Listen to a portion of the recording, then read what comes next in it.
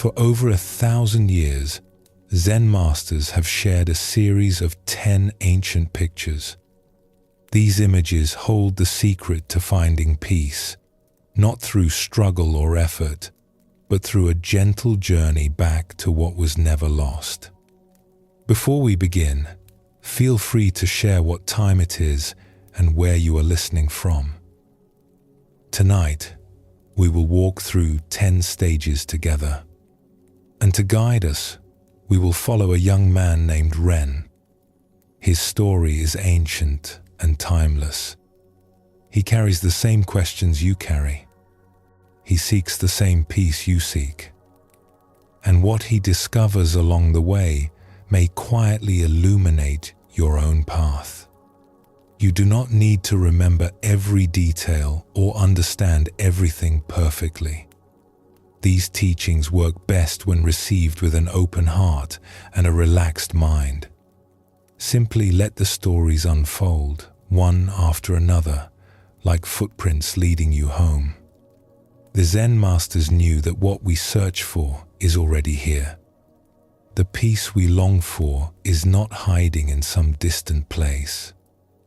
It is present now, in this breath, in this moment, waiting to be recognized. Relax. Take a slow, deep breath, and let's begin this gentle journey together. The first stage of peace begins not with wisdom, but with confusion. It begins with the feeling that something is missing, even when we cannot say what. In Zen Buddhism, this stage is called the search. It is pictured as a person wandering through tall grass, looking tired and lost. They are searching for an ox, which represents their true nature, their deepest peace. But the ox is nowhere to be found. The person does not even know what they are looking for. They only know that the life they have been living is not enough. This is where the spiritual path begins for most of us. Not with a grand revelation, but with a quiet ache. A sense that we are going through the motions without knowing why. A hunger we cannot name. The Buddha called this dukkha, a word often translated as suffering, but which also means dissatisfaction or incompleteness. It is the first of his 4 noble truths, and it points to something we all experience. Life, as we usually live it, does not quite satisfy us. We reach for happiness and it fades. We get what we want and soon want something else. We build our lives around things that change and pass away. Think about it for a moment. How many times have you looked forward to something, certain it would make you happy, only to find the happiness did not last? A new job, a new relationship, a new home, a vacation, an achievement. The excitement comes, peaks, and fades.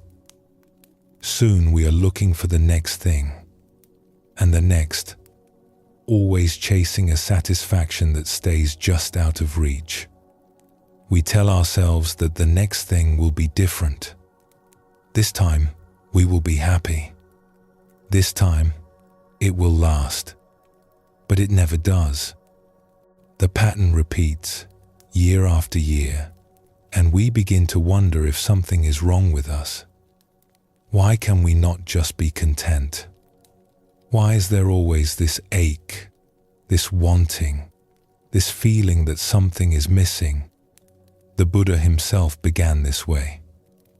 Before he became the Buddha, he was a young prince named Siddhartha, living in a palace, surrounded by every comfort. His father tried to shield him from all suffering, keeping him inside walls where everything was beautiful and pleasant. But one day, Siddhartha ventured outside the palace, and there he saw things he had never seen before. A sick person, bent over in pain. An old person, frail and trembling. a dead body being carried to the cremation ground. He realized that no matter how comfortable his life was, he too would grow sick, grow old, and die. Everything he loved would pass away. This was Siddhartha's great doubt. His comfortable world fell apart. The pleasures of the palace suddenly seemed hollow. He could not go back to the way things were. So he left. He gave up his wealth, his status, his family. He walked out into the unknown, searching for something that would not fade, something that would answer the question of suffering. He did not know what he was looking for. He only knew he had to look. This is how every spiritual journey begins. With the courage to admit we are lost. With the willingness to leave behind what is familiar and step into the unknown. It is not easy. Everything in us wants to stay safe, to keep doing what we have always done. But something deeper calls us forward, a voice we cannot ignore. We do not need to be princes or monks to feel this call. The great doubt can come to anyone. It can come in the middle of a successful career, in a happy relationship, in a life that looks perfect from the outside. It does not care about our circumstances. It cares only about the truth. And the truth is that something in us longs for more than what we have found. Something in us knows there is a deeper peace, a wider freedom, a truer way of being. We may not know how to find it. We may not even believe it exists. But the longing is there, quiet and persistent, waiting for us to listen. It has always been there.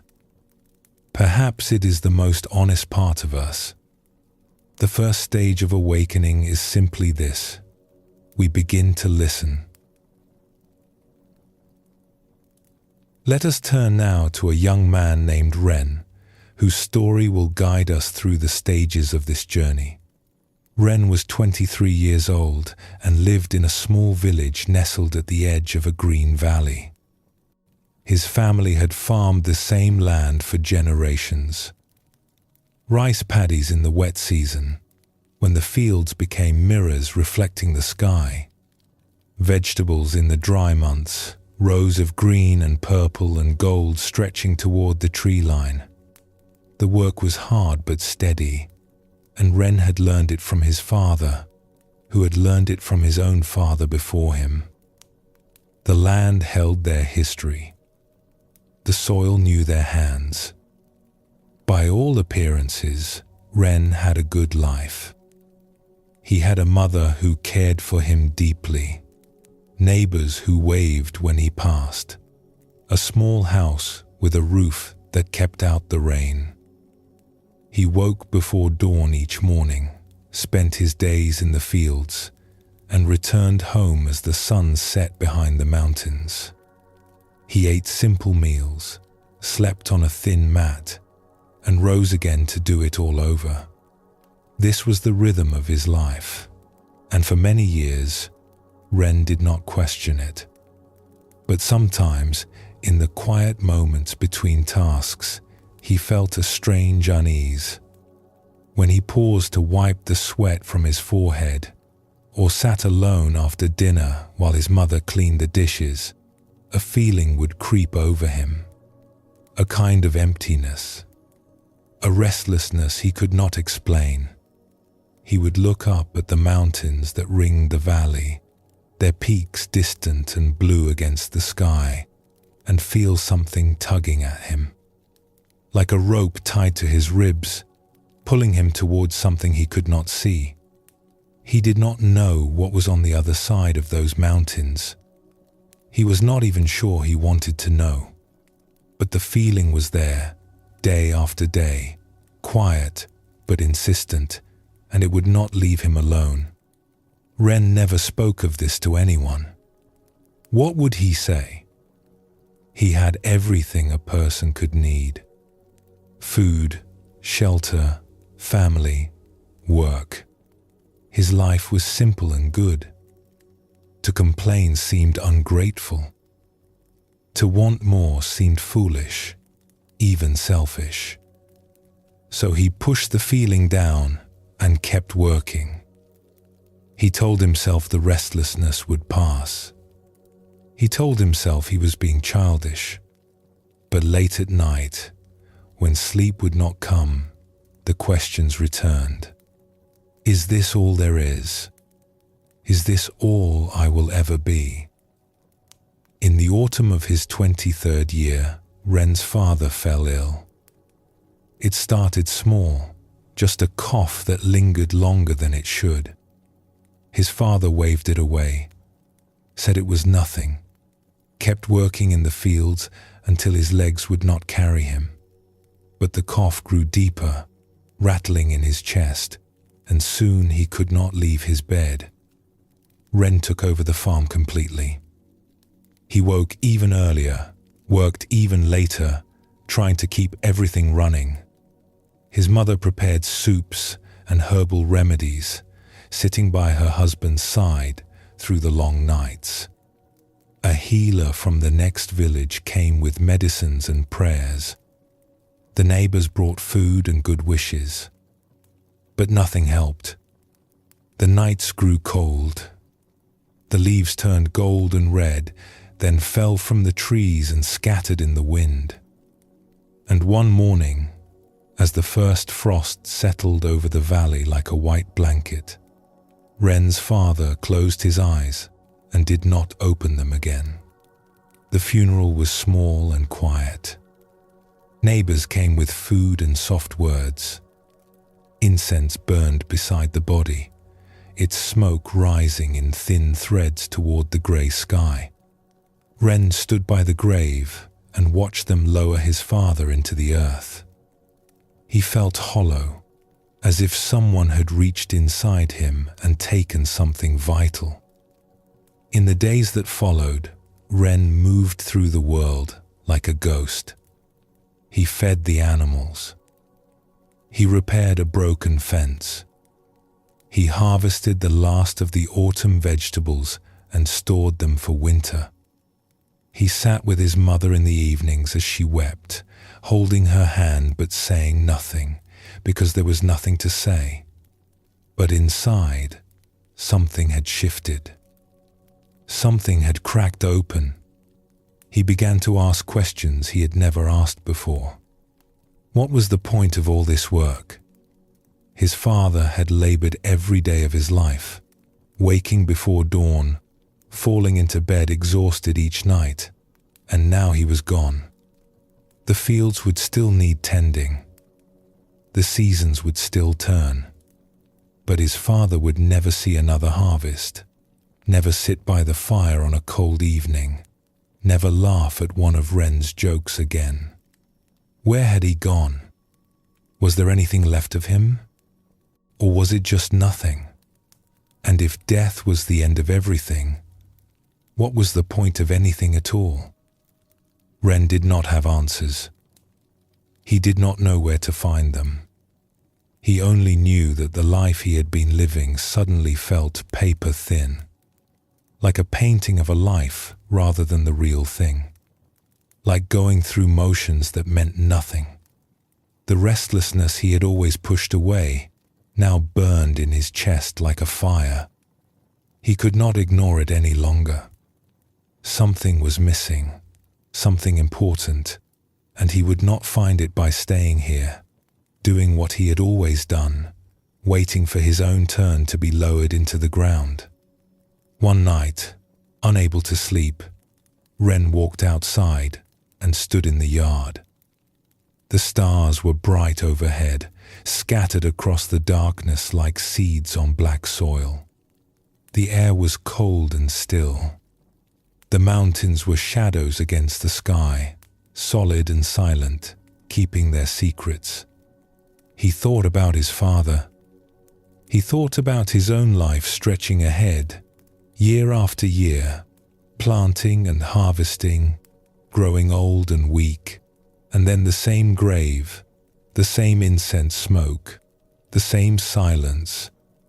There had to be more than this. There had to be something that did not fade and fall away. Something real. Something lasting. Something that would remain when everything else was gone. He did not know what it was or where to find it. But he knew, with a certainty that surprised him, that he had to go looking. If he stayed here, he would spend the rest of his life wandering. And that, somehow, seemed worse than any danger the road might hold. The next morning, Ren told his mother he needed to leave for a while. She looked at him for a long moment.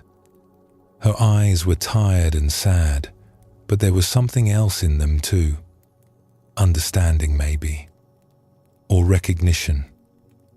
"I do not know where I am going," Ren said. "I do not know what I am looking for. I only know I cannot stay." His mother nodded slowly. "Your father felt that pull once too," she said quietly. "When he was young, before we married. But he stayed. He chose the farm, chose me, chose this life." She paused, her eyes distant. "I do not think he regretted it. But sometimes, late at night, I would catch him looking at those mountains the same way you do." She reached out and touched his face, her palm warm against his cheek. "Go," she said. "Find what you need to find. And when you find it, come home and tell me what the mountains look like from the other side." Ren packed a small bag with rice, dried vegetables, and a change of clothes. He took his father's old walking stick, the wood worn smooth from years of use.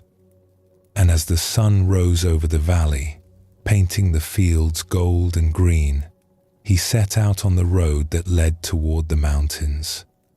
He did not know where he was going. He did not have a map or a plan. He only knew that staying still was no longer possible. The great doubt had taken hold of him, and it would not let go. As he walked, Ren felt many things at once. Fear of the unknown road ahead. Grief for his father, still raw and heavy. Guilt for leaving his mother alone with the farm, and her sorrow. But beneath all of that, something else. A small flame of hope. A sense that his life was finally, truly beginning. The road stretched ahead, winding through fields and forests, climbing slowly toward the distant peaks. Ren did not know what he would find there. He did not know if he would find anything at all, but he was searching, and that was enough to begin.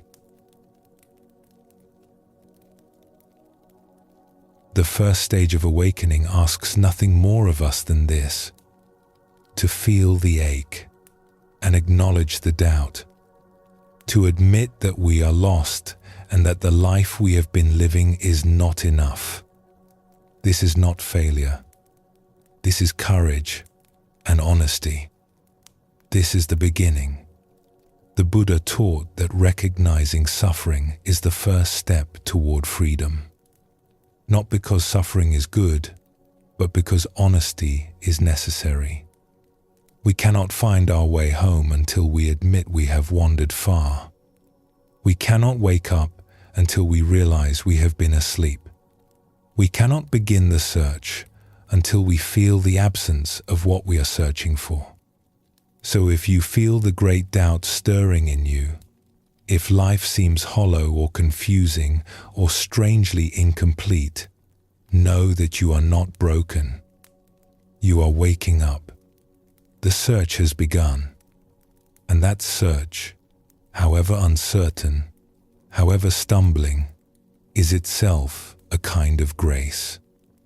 And the path, though long and winding, leads somewhere worth going. Take a moment now to breathe, to feel where you are, to notice what is stirring in your own heart. Perhaps you have felt that same restlessness, that same quiet ache. If so, you are not alone, and you are already on the path. When you are ready, we will take the next step together.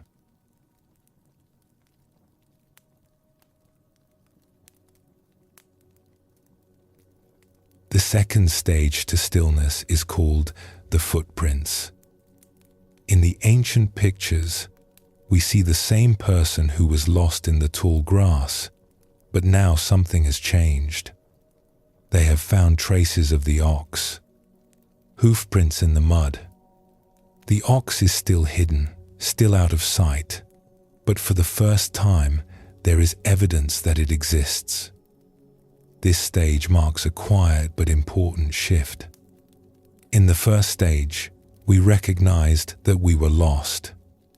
We felt the ache of dissatisfaction, the weight of questions we could not answer. We began to search, but we did not know what we were searching for. We wandered without direction, driven only by the sense that something was missing. Now, in the second stage, we discover that there is a path. We find signs that others have walked this way before us. We begin to believe, perhaps for the first time, that what we are looking for is real. The Buddha taught 4 noble truths. The first is the truth of suffering, which we explored in the previous stage. But the Buddha did not stop there. His third truth tells us that the end of suffering is possible. There is a way out. There is freedom. This might sound simple, but it is actually a revolution. When we are deep in confusion and doubt, it is easy to fall into despair.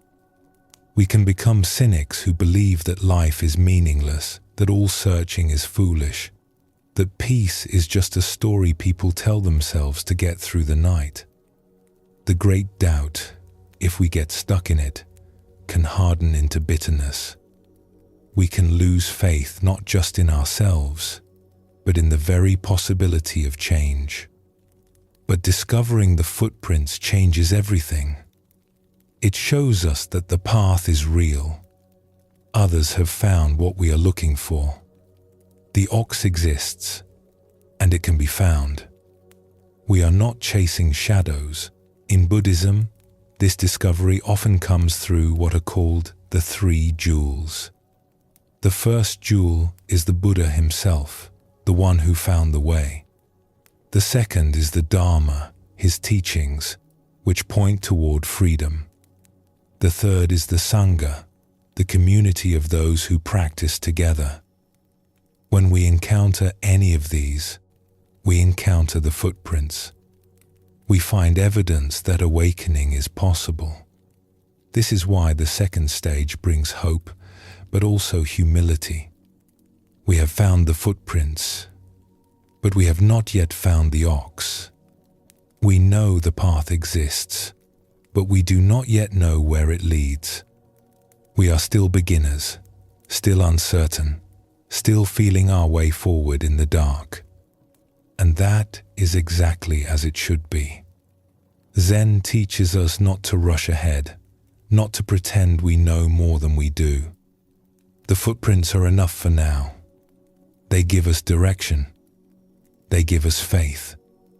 They tell us that if we keep walking, we will find what we seek. There is a famous Zen saying, "When the student is ready, the teacher appears." This does not mean that a teacher will magically show up at your door. It means that when we are truly open, truly searching, we begin to notice guidance everywhere. The world becomes our teacher. A falling leaf, a kind word from a stranger, a moment of silence in a busy day, the way light falls through a window in the afternoon. The footprints are all around us if we have eyes to see them. The path is already beneath our feet. if we have the courage to walk it. The Buddha spoke of this openness as a quality of mind. He said that we must approach the path like a traveler dying of thirst who has glimpsed a well in the distance. We do not know yet if the well has water. We do not know if we will be able to reach it. But we have seen it, and that sight changes everything. We are no longer wandering aimlessly. We have a direction. We know now that peace is possible, that wisdom is attainable, that the ache we have carried for so long can be healed. In Zen, this faith is not about believing in something we cannot see. It is about trusting our own experience. We have felt the footprints beneath our feet. We have sensed the presence of the ox, even if only for a moment. That experience is ours. No one can take it from us. And it is enough to keep us walking. The second stage teaches us patience. We want to find the ox right away. We want answers, certainty, arrival. But the path does not work that way. It unfolds one step at a time, one footprint at a time. We must learn to trust the process, to keep moving, even when we cannot see what lies ahead.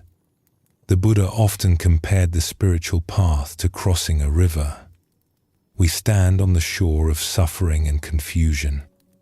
On the other side is peace and freedom. The footprints show us that the crossing is possible, but we still have to make the journey ourselves. No one can carry us. No one can walk for us. The footprints remind us that countless others have made this crossing before us. Teachers and sages, monks and ordinary people all have walked this path and found what they were looking for. Their footprints mark the way. Their lives give us courage. So when you find a teaching that speaks to you, a person whose wisdom you trust, a moment of clarity that cuts through your confusion, pay attention. These are the footprints. These are the signs that you are on the right track. You may not understand everything yet. You may not know where the path leads, but you know it is real, and that is enough to take the next step. Ren walked for 3 days before the mountains grew close. The road wound through rice paddies and small villages, past farmers bent over their work and children playing in dusty lanes. Some people looked up as he passed, curious about this young man with the walking stick and the faraway look in his eyes. Others paid him no attention at all, absorbed in the rhythms of their own lives. He slept under trees when no inn was near, ate his rice cold, and kept moving. The walking stick his father had used for so many years fit perfectly in his hand, worn smooth by decades of gripping. Sometimes, holding it, Ren could almost feel his father's presence. Not as a ghost, but as a warmth, a steadiness, a reminder that he came from somewhere and someone. He did not know where he was going. He had heard of temples in the mountains, places where monks lived and meditated, but he did not know which mountain or which temple. He only knew he had to keep moving. Staying still felt like dying slowly. The road at least offered possibility. Each bend might reveal something new. On the third evening, as the sun sank toward the hills and painted the sky in shades of orange and pink, Ren came to a small stream. An old woman was there, kneeling by the water, filling a clay jug. Her hair was white and pulled back from her face. Her hands, dipping into the stream, were gnarled and spotted with age. Ren stopped and waited for her to finish. When she stood, she looked at him with eyes that seemed to hold both kindness and amusement. "You look lost," she said. Ren hesitated. "I am looking for something," he said. "But I do not know what it is, or where to find it." The old woman laughed softly, a sound like dry leaves rustling. "That is the best kind of looking," she said. "The ones who think they know what they want usually miss it entirely." She studied him for a moment, her eyes moving over his dusty clothes, his tired face, the walking stick in his hand. Then she nodded, as if she had decided something. "There is a temple," she said, "high in the mountains past the village of stone bridges. It is not easy to find and harder to reach, but the monks there are wise. They have helped many who were lost." "What is it called?" Ren asked. "It has many names," the old woman said, "but the one I know is the Temple of Still Water. You will know it when you see it. The path to the gate is lined with pine trees, and the sound of a bell carries down the mountain at dawn and dusk." She lifted her water jug and settled it against her hip. "Whether you find what you are looking for, I cannot say. But you will not find it by standing here." "Thank you," Ren said. "How do I reach the village of stone bridges?" The old woman pointed up the road, toward where the mountains rose dark against the fading sky. "Follow this path until it forks. Take the left way toward the tallest peak. You will cross 3 rivers. After the 3rd river, you will see the village. From there, ask for the path to still water." She began to walk away, moving slowly but steadily toward a small cottage Ren had not noticed before. "Wait," Ren called. "How do you know about this temple? Have you been there?"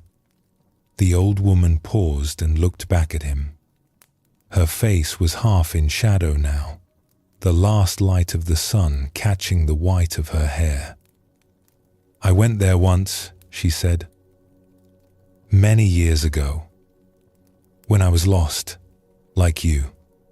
She smiled, and there was something in that smile that Ren could not quite name. Peace, maybe. Or a quiet certainty. "The ox leaves footprints everywhere, young man.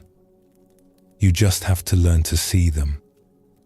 Then she turned and walked into the gathering dusk, and Ren was alone again by the stream. He stood there for a long time, watching the water flow past, thinking about what she had said. The ox leaves footprints everywhere. He did not fully understand, but the words settled into him like stones dropping into a pond. That night, Ren made camp beneath a large oak tree. He ate the last of his rice and watched the stars appear one by one. He thought about his father, about the farm, about the life he had left behind. He thought about the old woman and her strange words. For the first time since he had left home, he felt something other than grief and confusion. It was small, fragile, easy to miss. But it was there. A flicker of hope, a sense that maybe, just maybe, he was on the right path. He did not know what he would find at the Temple of Still Water. He did not know if the monks could help him. But the old woman had been there. She had been lost, like him, and she had found something. Whatever it was, it had given her that smile, that peace in her eyes. If she could find it, maybe he could too. The next morning, Ren rose before dawn. The air was cool and damp, mist rising from the stream like breath. He drank deeply from the clear water, shouldered his small pack, and set out on the road. The path forked just as the old woman had said. Ren took the left way, toward the tallest peak, which rose above the others like a monk standing among children. The road grew steeper, the trees thicker. Birds sang in the branches overhead, and once he saw a deer watching him from behind a screen of ferns. He crossed the first river on stepping stones, the water cold and fast around his ankles. He crossed the second on a wooden bridge, so old it creaked with every step. He crossed the third by wading through, the water reaching his waist, his pack held high above his head. By late afternoon, wet and tired, he saw the village. It was small, just a cluster of houses built from grey stone, but there were indeed bridges everywhere. Small stone bridges over tiny streams, arched bridges over drainage channels, flat bridges over paths that led from house to house. It was as if the village had been built by someone who loved bridges more than anything else in the world. Ren found an inn and paid for a bowl of hot soup and a place to sleep. The innkeeper was a large man with a kind face and a booming voice. "The Temple of Still Water," he said when Ren asked. "Yes, I know it. Many pass through here on the way. Seekers, we call them. Lost ones looking for something they cannot name." He smiled, not unkindly. The path begins at the north end of the village, past the largest bridge. Follow it up the mountain. It will take you most of a day, but you will find it. The pine trees will show you the way. That night, Ren slept deeply for the first time in weeks. He dreamed of his father, but it was not a sad dream. His father was smiling, standing in the fields they had worked together, the sun warm on his face. The rice plant swayed in a gentle breeze, green and gold. His father did not say anything. He just nodded, once, as if giving permission. As if saying, "Go on, find what you need to find. I will be here when you return." Ren woke with tears on his face, but they were not tears of grief. They were something else. Relief, maybe, or gratitude, or the release of something he had been holding too tightly. He wiped them away and lay still for a moment, feeling the weight of the blanket on his body, the solid floor beneath him, the quiet of the room around him. He was still lost. He still did not know what he was looking for, or if he would find it. But he was no longer wandering without direction. He had found the footprints. He knew where to go next. Someone had been lost like him, and had found their way. The old woman by the stream, with her white hair and her knowing smile. She had walked this path before him. And that was enough. That was more than enough. The second stage of awakening does not give us all the answers. It does not end our confusion or remove our doubts. What it gives us is direction, evidence, a reason to keep walking when we are tired and unsure. When we discover the footprints, we discover that we are not alone. Others have felt what we feel. Others have asked the questions we are asking. And some of them have found answers. Their footprints mark the way forward. Their lives tell us that the journey is worth making. This does not mean our journey is over. It is just beginning. The footprints are not the ox. Seeing where others have walked is not the same as seeing our own true nature. But now we walk with a different spirit. We walk with hope instead of despair. We walk with faith that the path leads somewhere real. The Buddha taught that faith is not the end of the path, but the beginning. It is the fuel that keeps us moving when the way is hard. It is the light that guides us when the night is dark. It is not blind belief, but trust born from experience. We have seen the footprint. We have met those who have found the way. And so we keep walking. If you have found the footprints, if you have glimpsed the possibility of peace, trust that glimpse. It is showing you something true. You may not understand it fully.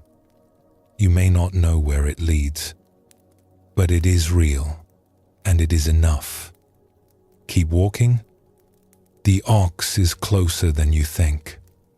Pause for a moment before we continue together.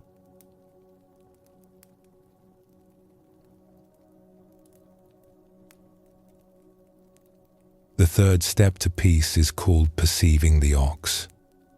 In the traditional picture, we see the seeker finally catching a glimpse of the ox itself. Not the whole animal, perhaps just a tail disappearing behind a tree, or a flash of movement in the distance. But it is unmistakable. The ox is real. It exists. And for the first time, we have seen it with our own eyes. This is a turning point on the path. In the first stage, we felt lost and confused. In the second, we found footprints that gave us hope and direction. Now, in the third stage, we experience something directly. We catch a glimpse of our true nature. We taste, even briefly, the peace we have been searching for. In Zen, this experience is called kensho, which means seeing one's true nature. It is sometimes described as a flash of insight, a moment when the veil lifts and we see things as they really are. The boundaries we normally draw between self and world, between inner and outer, seem to dissolve. Everything becomes vivid, immediate, alive. We feel connected to something vast, something that was always here but somehow hidden from view. This glimpse can come in many ways. It might happen during meditation, when the mind grows still and something deeper reveals itself.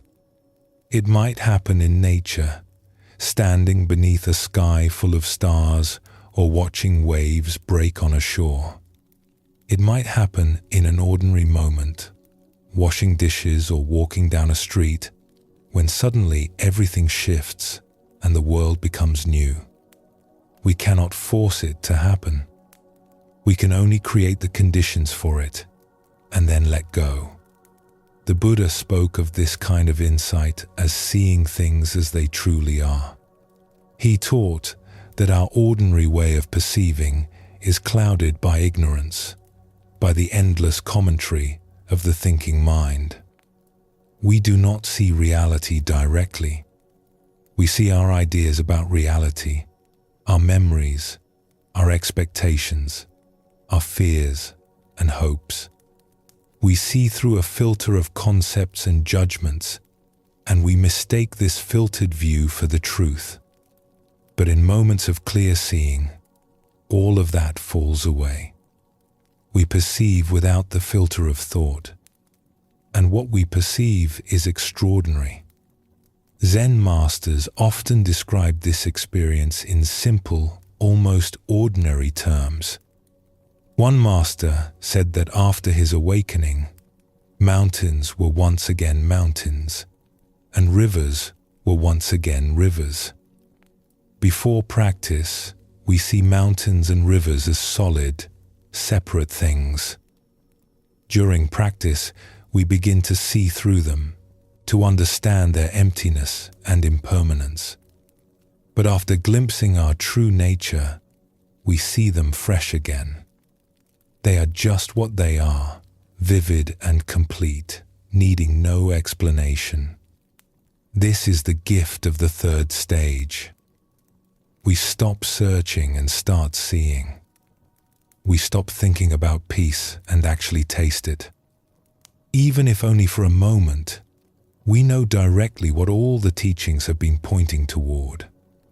But here is an important truth that Zen emphasizes again and again. This glimpse is not the end of the path. It is barely the beginning. Many seekers make the mistake of thinking that one powerful experience is enough. They have seen the ox, so they believe the search is over. They cling to the memory of their glimpse, trying to recreate it, talking about it endlessly, wearing it like a badge of achievement. But this is a trap. The glimpse itself is not awakening. It is just a glimpse. In early Buddhism, there is a concept called stream entry. It refers to the moment when a practitioner first directly perceives the truth of the teachings. They have entered the stream that leads to full liberation. But entering the stream is not the same as reaching the ocean. There is still a long way to go. A teacher in the Pali Canon used this analogy. Imagine a traveler dying of thirst in the desert. They come upon a well, and looking down, they can see the water far below. They know now that water exists. They have seen it with their own eyes. But they cannot yet drink. They do not have a rope or a bucket. The seeing is real, but it is not enough. This is the situation of someone in the third stage. They have seen the ox. They know it is real. But they have not yet caught it, not yet tamed it, not yet made it their own. The glimpse gives them faith and motivation. It tells them the path is true. But the real work is still ahead. Zen practice is full of stories about students who had powerful glimpses and thought they were finished. They would go to their teacher, excited and proud, eager to share their experience. And the teacher would send them back to the meditation hall. "Keep practicing," the teacher would say. "You have seen the ox, but you have not caught it yet." This might seem discouraging, but it is actually a kindness. The teacher knows that clinging to a glimpse will only cause suffering. The student will spend years trying to get back to that special moment instead of moving forward. They will become stuck, trapped by their own experience. The true gift of the third stage is not the experience itself, but what it reveals. It shows us that peace is possible. It shows us that our true nature is always here, waiting to be discovered. It gives us a direction, a North Star to navigate by. But we must keep walking. We must turn the glimpse into a way of life. The Buddha did not stop practicing after his enlightenment under the Bodhi tree. He continued for the rest of his life, meditating, teaching, refining his understanding. The glimpse of awakening is like opening a door. We see what lies beyond, but we must still walk through the door and explore the territory. We must make it our home. There is a Zen saying, "Before enlightenment, chop wood, carry water. After enlightenment, chop wood, carry water." The activities are the same. What changes is how we relate to them. Before the glimpse, we are lost in thought, distracted, separate from our experience. After the glimpse, we know there is another way to be. But knowing is not enough. We must embody that knowing in every moment, every action, every breath. This is why Zen emphasizes practice over experience. Experiences come and go. They are wonderful when they happen, but they cannot be held. What remains is how we live. Do we bring presence and awareness to our daily lives? Do we treat others with kindness?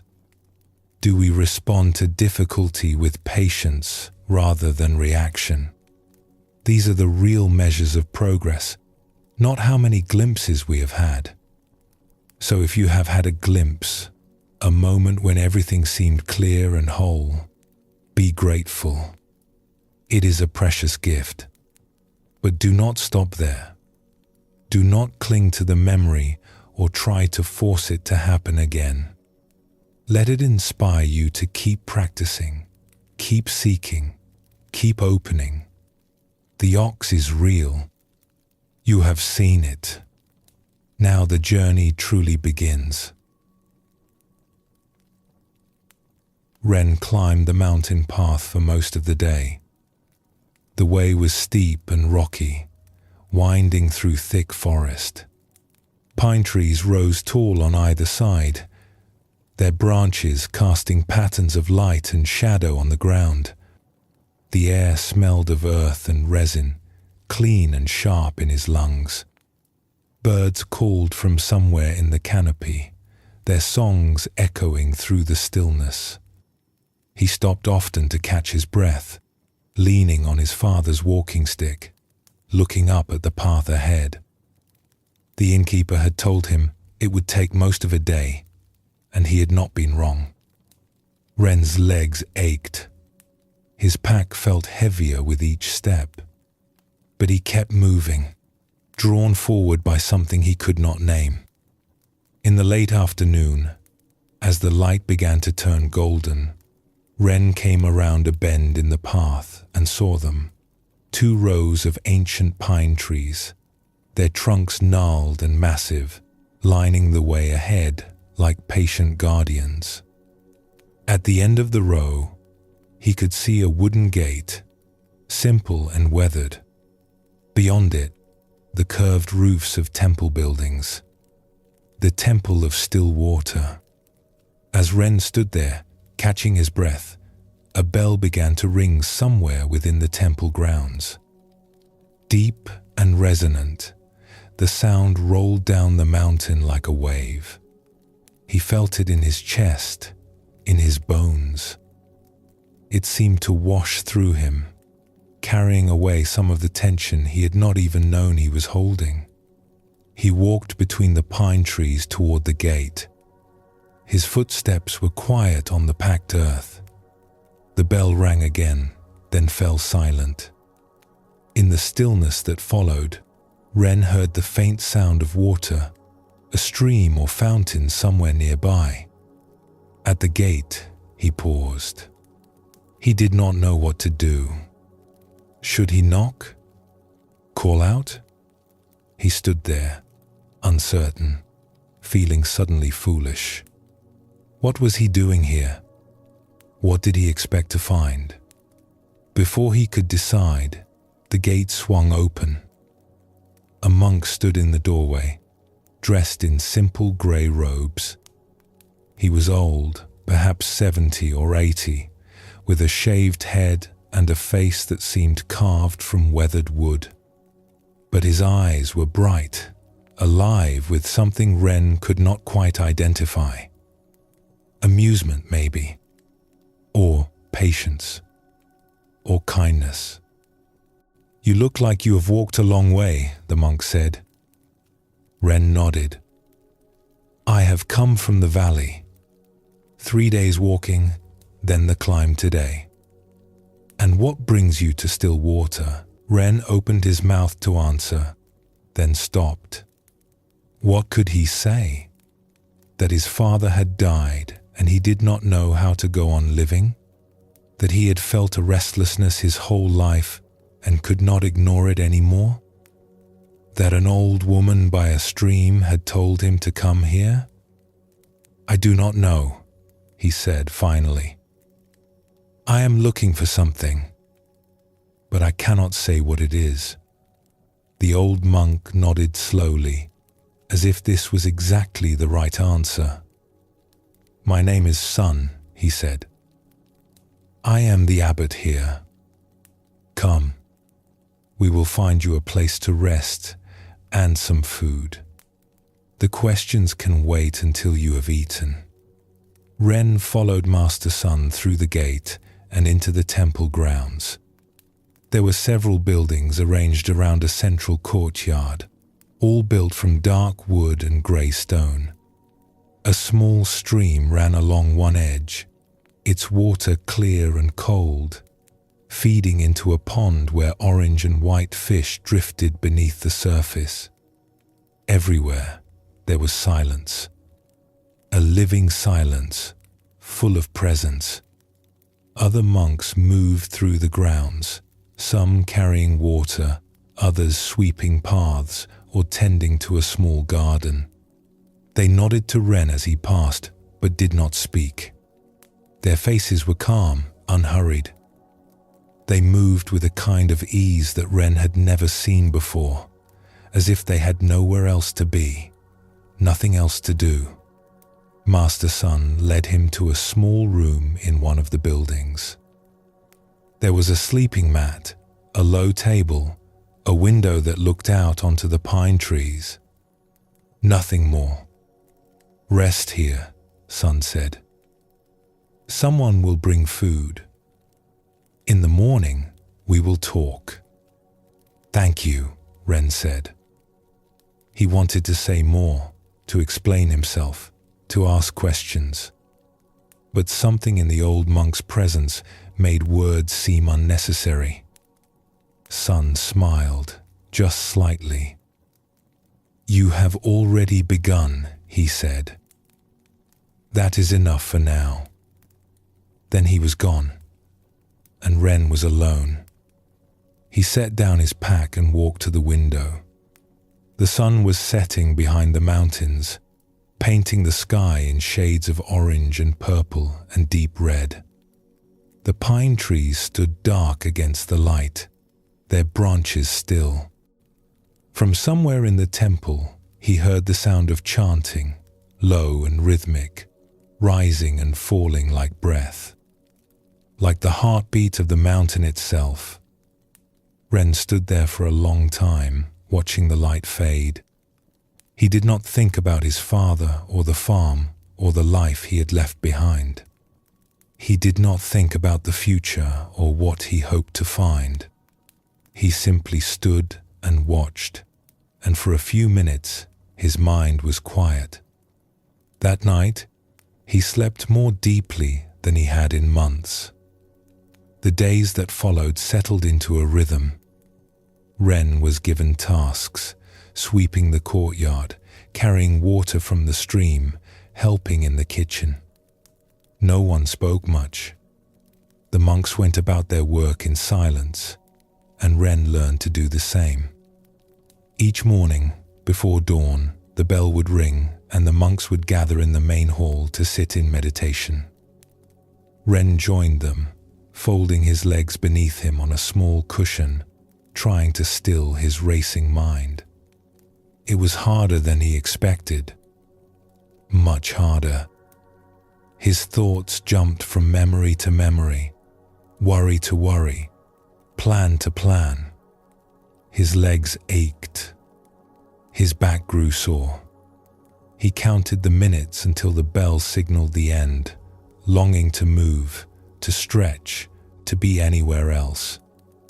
But slowly, over days and weeks, something began to shift.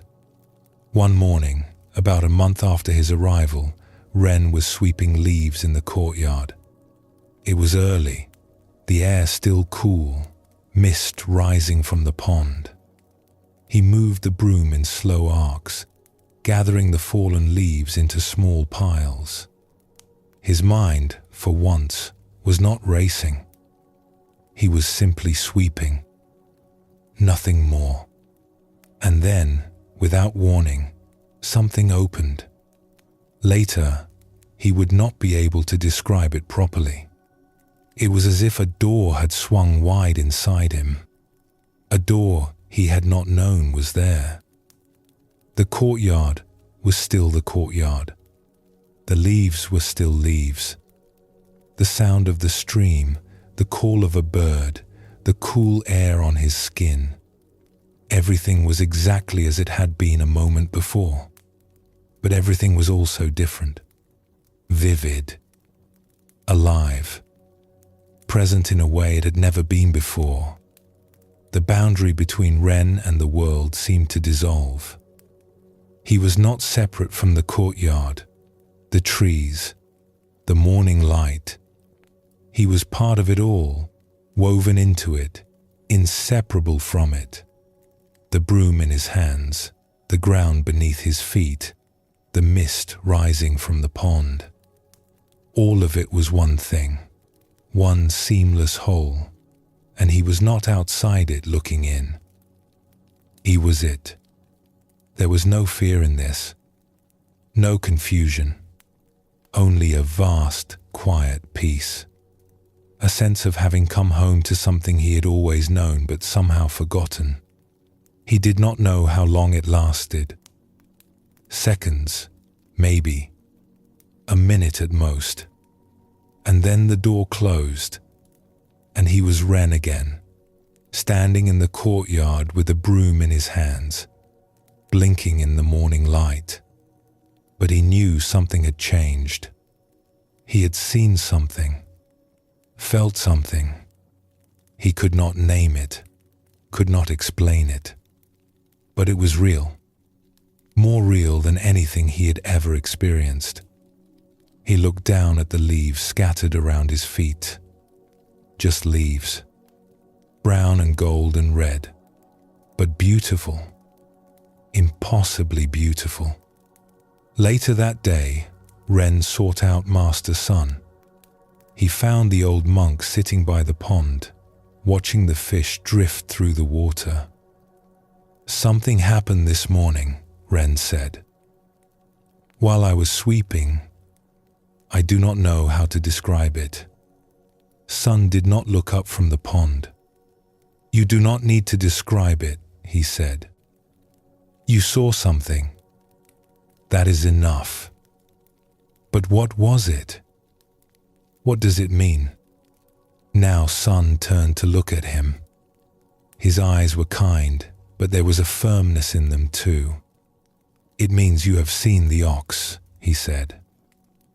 "You have glimpsed your true nature.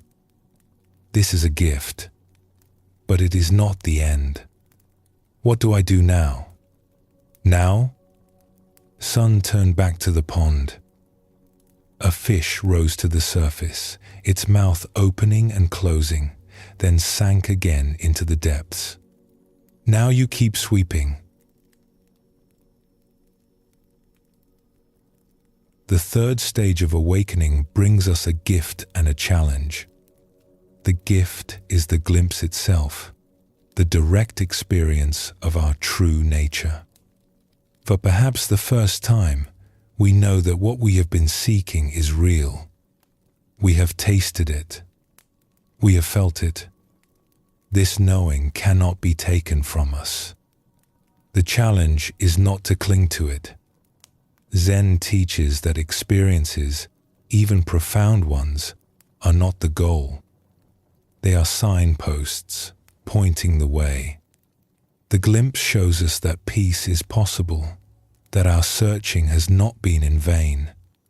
But we must not mistake the signpost for the destination.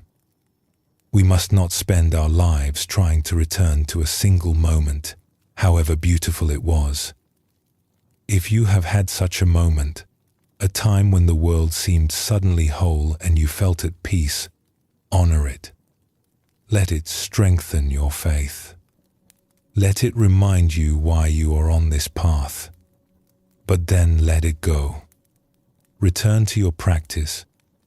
Return to your daily life.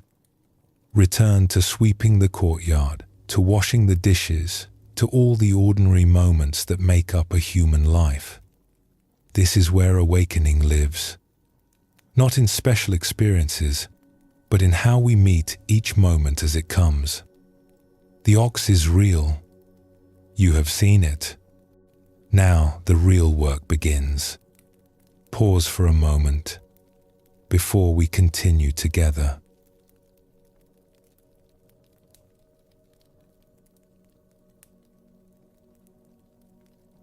The fourth stage of awakening is called catching the ox. In the traditional picture, we see the seeker finally taking hold of the ox. But the ox is wild and strong, pulling away, fighting to escape.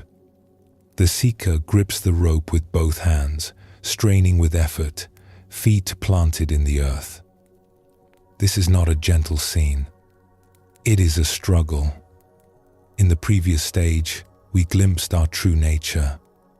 We saw the ox, perhaps just for a moment, and knew that what we were seeking was real. But seeing is not the same as catching. A glimpse is not a way of life. Now comes the hard work of making that glimpse permanent, of training the wild mind to stay present, to stop running away into distraction and confusion. Zen calls this stage the great effort. The Buddha himself spoke of right effort as one of the steps on the Noble Eightfold Path. He described it as the effort to abandon unwholesome states, to cultivate wholesome ones, and to maintain what has been cultivated. This is not passive. This is work, real work.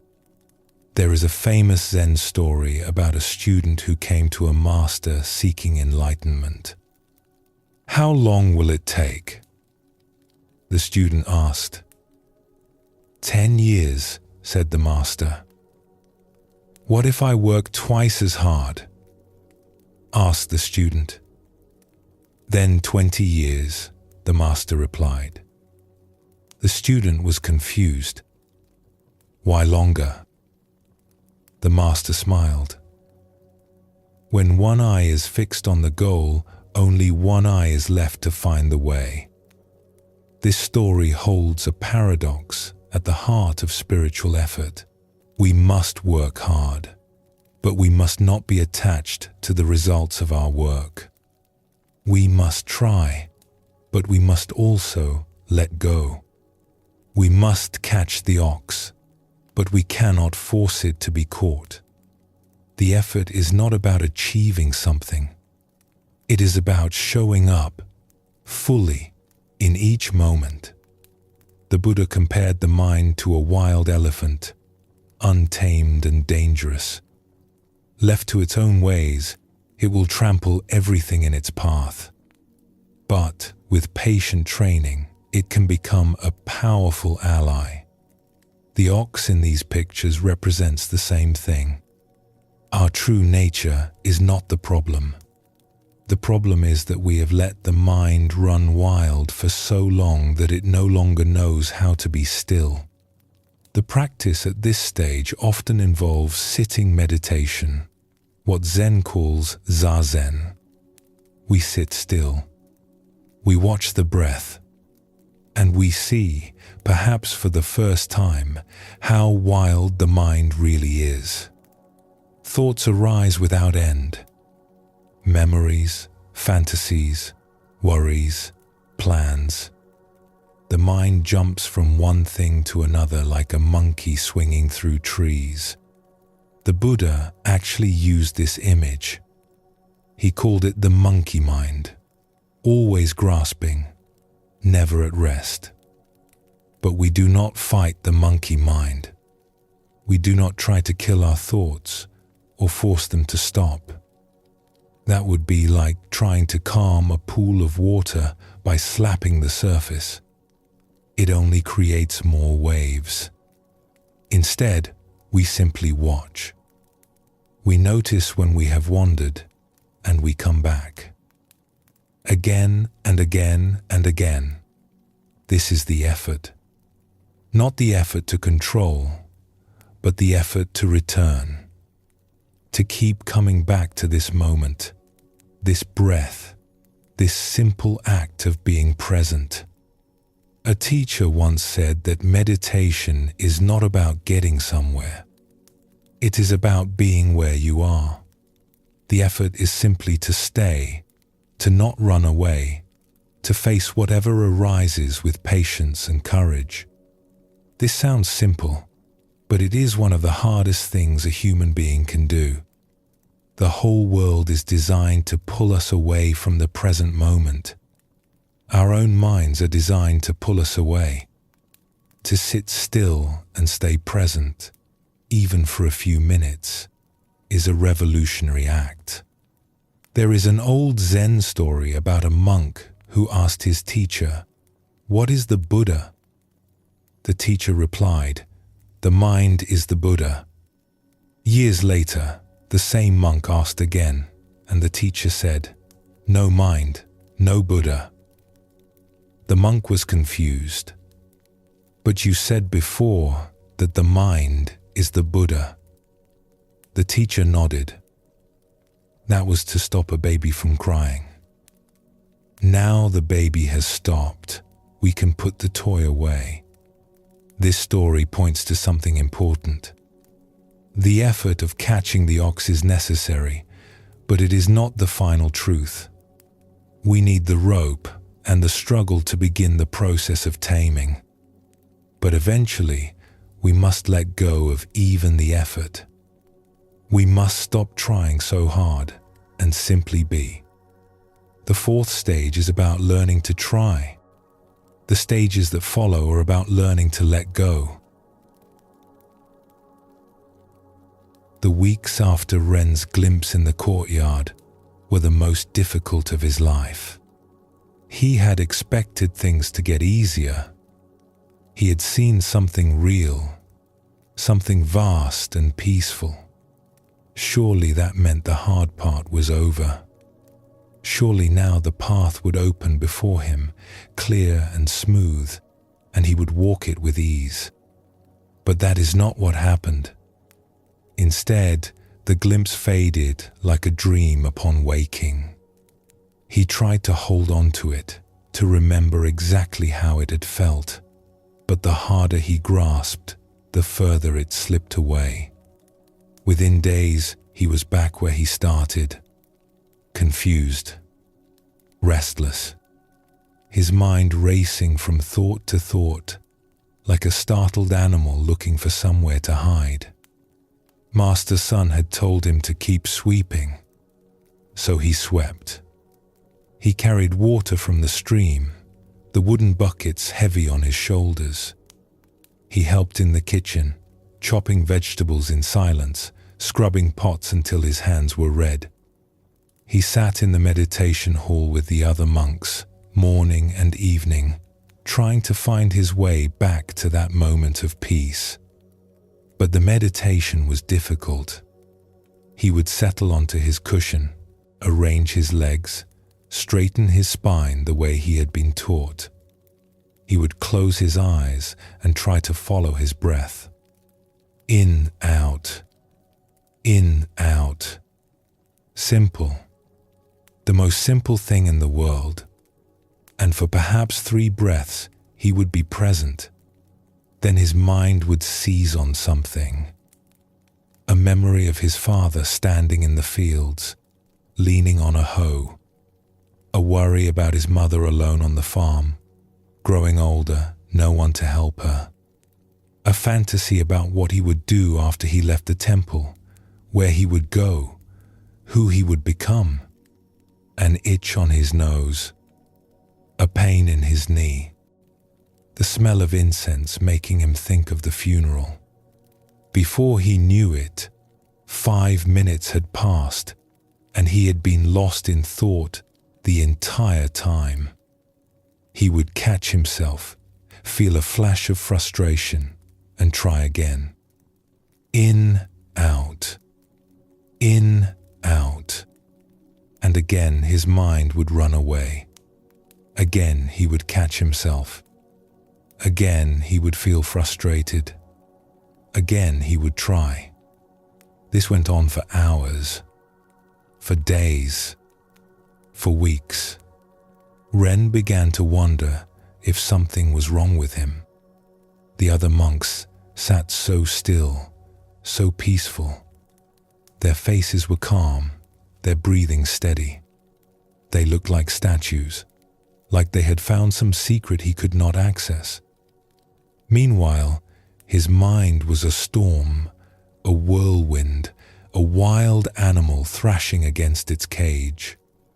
How could they be so quiet when he was in such chaos?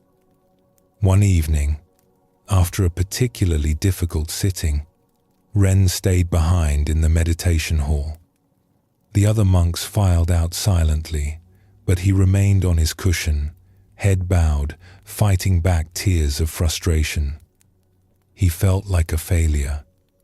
He felt like he would never get this right.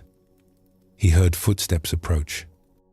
When he looked up, Master Sun was standing before him, his grey robes catching the last light from the windows. "You are struggling," Sun said. It was not a question. "I cannot do this," Ren said. His voice cracked. "My mind will not be still. No matter how hard I try, it keeps running away. I had that moment in the courtyard, that glimpse, and now it is gone. I cannot find my way back. I have tried everything." Sun lowered himself onto a cushion facing Ren. His old bones creaked, but his movements were unhurried, graceful. He sat in silence for a moment, as if considering what to say. "Do you know why we call this stage catching the ox?" he asked finally. Ren shook his head. "Because the ox does not want to be caught. It is wild. It has been running free for a long time, your whole life in fact, and it does not understand why you want to put a rope around its neck. So it fights. It pulls. It runs. This is natural. This is how it must be. You are not doing anything wrong. But how do I catch it if it keeps running away?" Sun was quiet for a moment. Outside, the evening insects had begun their chorus. The last light of the sun was fading from the windows, turning the hall golden, then grey. "You do not catch it by force," he said finally. "You catch it by patience, by showing up again and again, no matter how many times it runs. You hold the rope loosely. You do not fight. You simply stay. Eventually, the ox tires. Eventually, it learns that you are not trying to hurt it. Eventually, it lets you lead." "How long does that take?" Sun smiled, and there was kindness in it, but also something else. A firmness. A truth that could not be softened. "As long as it takes. There is no shortcut. If you try to rush, you will only make it harder. The ox senses your impatience, your grasping, and it runs faster. But if you can let go of your need to succeed, if you can simply be present with what is, then the catching happens by itself." Ren looked down at his hands. They were clenched into fists. He had not noticed. "I am afraid," he said quietly. "I am afraid that I will never catch it. That I will sit here for years and nothing will change. That I am wasting my time." "That fear is natural too," Sun said. "Everyone who walks this path feels it. But I will tell you something. The fact that you are struggling means you are doing it right. If it were easy, it would not be real. The struggle is the practice. The falling down and getting up, again and again. That is the path. There is no other path." He reached out, and placed a hand on Ren's shoulder. The touch was light, but it seemed to carry weight, as if passing something on. Do not try to be a good meditator. Just sit. Do not try to catch the ox. Just hold the rope. Let go of your ideas about how this should look, how you should feel, how far along you should be by now. Be with what is. That is enough. That has always been enough. Ren took a deep breath. The tightness in his chest loosened, just a little. Now, Sun said, rising to his feet with the slow care of an old man who knows his body well. It is time for evening rice. Even the ox must eat. Despite himself, Ren smiled. The days that followed were still difficult. His mind still raced. His legs still ached. He still lost himself in thought 100 times each sitting. But something had shifted. He no longer fought himself quite so hard. When his mind wandered, he noticed it, and he came back. No judgment. No frustration. Just a gentle returning, like a mother calling a child home for dinner, like a shepherd guiding a lamb back to the flock. Some days were better than others. Some sittings were peaceful, his mind settling like water in a still pond, reflecting the sky. Other sittings were storms, his thoughts crashing against each other like waves in a gale, dark and churning. He learned not to prefer one over the other. He learned to sit through both. The calm sittings were not successes. The stormy sittings were not failures. They were just sittings, just moments of practice, just holding the rope. He noticed things he had not noticed before. The way the light changed throughout the day in the meditation hall. The sound of birds outside the windows. The texture of his breath, sometimes smooth, sometimes ragged. The sensations in his body, constantly shifting, arising and passing away. He began to see that everything was like this. Nothing stayed the same. Even his struggles were impermanent, changing from moment to moment. Slowly, so slowly he almost did not notice, the ox began to tire. He would catch himself present for 5 breaths, then 10, then 20. He would notice the moment a thought arose before it carried him away, and he would have a choice. He could follow the thought, or he could let it go. He could not always let it go. But sometimes he could. And each time he did, the rope grew a little more slack. One morning, during sitting, Ren felt something settle in his chest. Not the vast opening he had experienced in the courtyard. Something quieter, smaller. A small, steady flame. A sense that he was exactly where he needed to be, doing exactly what he needed to do. Not special, not enlightened, just present, just here. He did not try to hold on to it. He did not tell himself this was important or that he had finally made progress. He simply noticed it, the way he noticed his breath, the way he noticed the light coming through the window, the way he noticed everything that arose and passed away. And then the bell rang, and he rose, and he went to sweep the courtyard.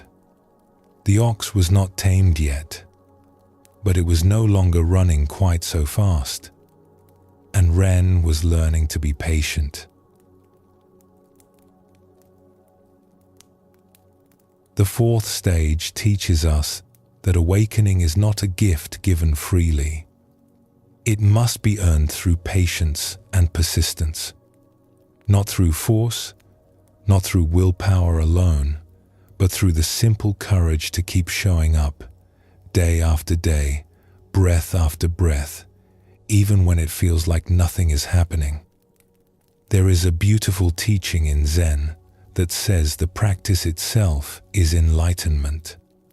We do not practice in order to become enlightened someday in the future. The sitting, the returning, the patient holding of the rope, this is awakening. It is happening right now, in this moment, whether we recognize it or not. If you are in this stage now, struggling with your practice, feeling like you are failing more than you are succeeding, take heart. The struggle itself is proof that you are on the path. The falling down is part of the getting up. The wandering is part of the returning. Keep holding the rope. Keep showing up. Keep breathing. The ox is tiring, and you are stronger than you know. Pause for a moment before we continue together.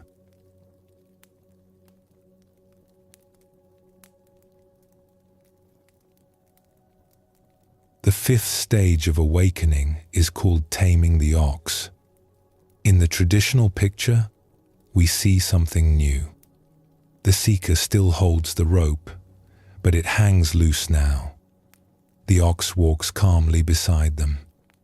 There is no more struggle, no more straining. The wild animal that once fought and pulled has become gentle. This is the stage where practice begins to feel natural. In the fourth stage, we struggled. We fought with our wandering mind. We forced ourselves to sit. We wrestled with restlessness and doubt. It was hard, exhausting work. But somewhere along the way, without quite noticing when it happened, something shifted. The fighting stopped. The ox learned to trust us, and we learned to trust ourselves. This shift is not something we can force. It comes in its own time, after enough hours of patient practice, after enough gentle returnings. One day we simply notice that sitting is no longer a battle. The mind still moves, thoughts still arise, but we are no longer at war with them. We have made peace with our own nature. The Buddha spoke often about the nature of the mind. He said that the mind, in its original state, is luminous and pure. It is only the visiting defilements, the passing clouds of craving and aversion and confusion that obscure its natural clarity. Our work is not to create peace but to uncover it. Not to become something new, but to remember what we have always been. This teaching is important for understanding the fifth stage. We are not forcing the ox into submission. We are not breaking its spirit or bending it to our will. We are simply allowing it to return to its natural state. The wildness was never its true nature. The wildness was confusion, agitation, the restlessness of a mind that had forgotten its own stillness. When we stop adding fuel to that restlessness, it burns itself out. When the ox becomes tame, it is not because we have defeated it. It is because we have befriended it. We have shown it, through countless hours of patient practice, that we are not a threat. We have earned its trust. And in earning its trust, we have discovered something surprising. The ox wants to be tamed. The mind longs for peace. Beneath all its racing and grasping and running away, there is a deep desire to come home. Zen Master Bankei taught that we all possess what he called the unborn Buddha mind. This mind is already perfect, already at peace, already awake. We do not need to create it or achieve it. We only need to stop interfering with it. Our constant thinking, our endless commentary on experience, Our habit of turning everything into a problem to be solved. This is what disturbs the natural stillness.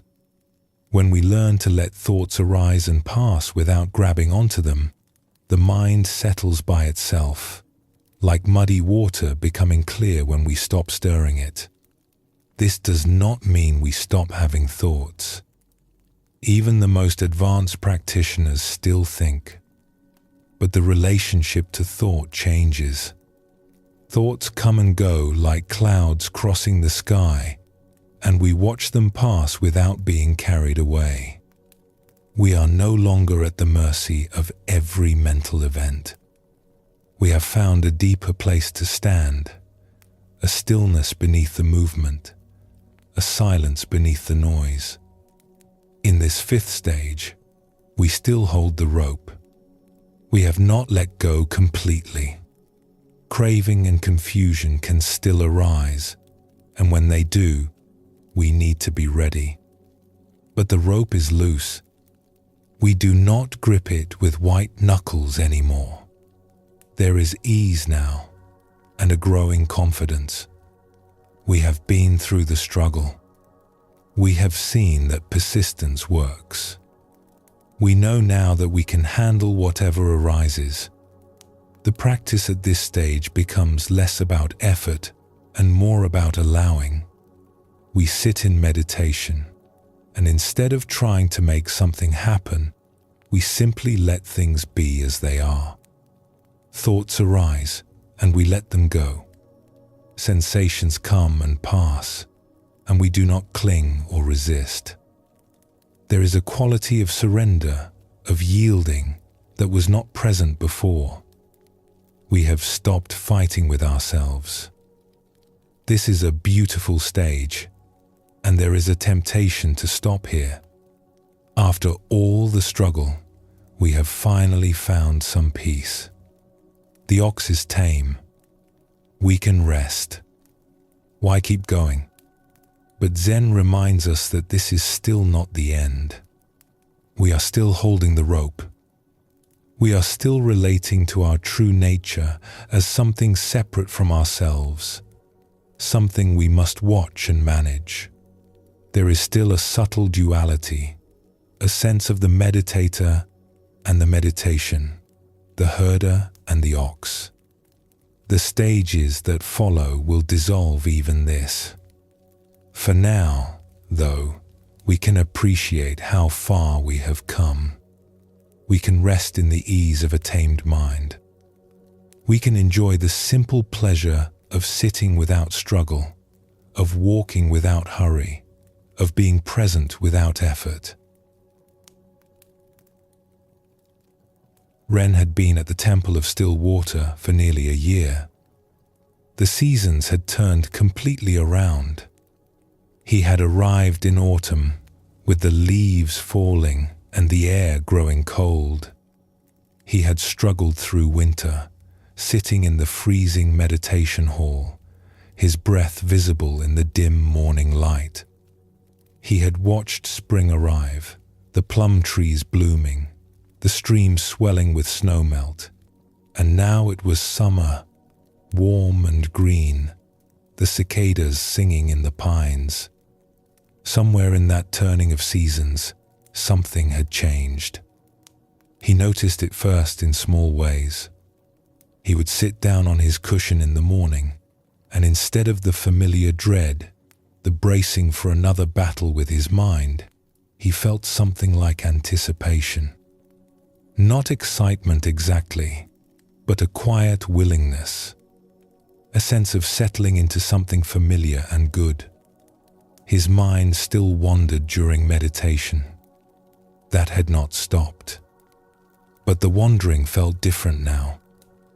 Less frantic, less like being dragged away by a wild animal, and more like watching leaves drift downstream.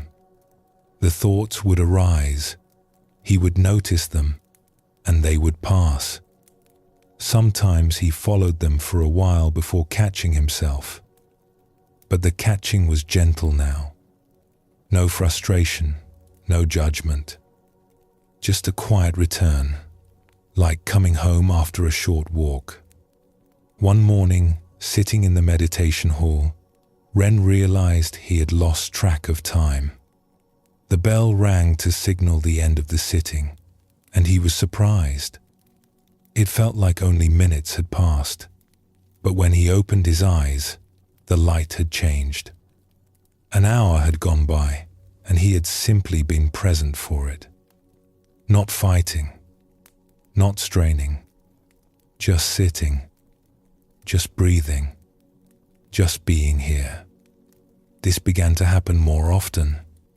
The sittings would pass without struggle, sometimes quickly, sometimes slowly, but always with a sense of ease that had once seemed impossible. He remembered his early days at the temple, how each minute had felt like an hour, how he had counted breaths and shifted his weight and longed for the bell. That felt like another lifetime now.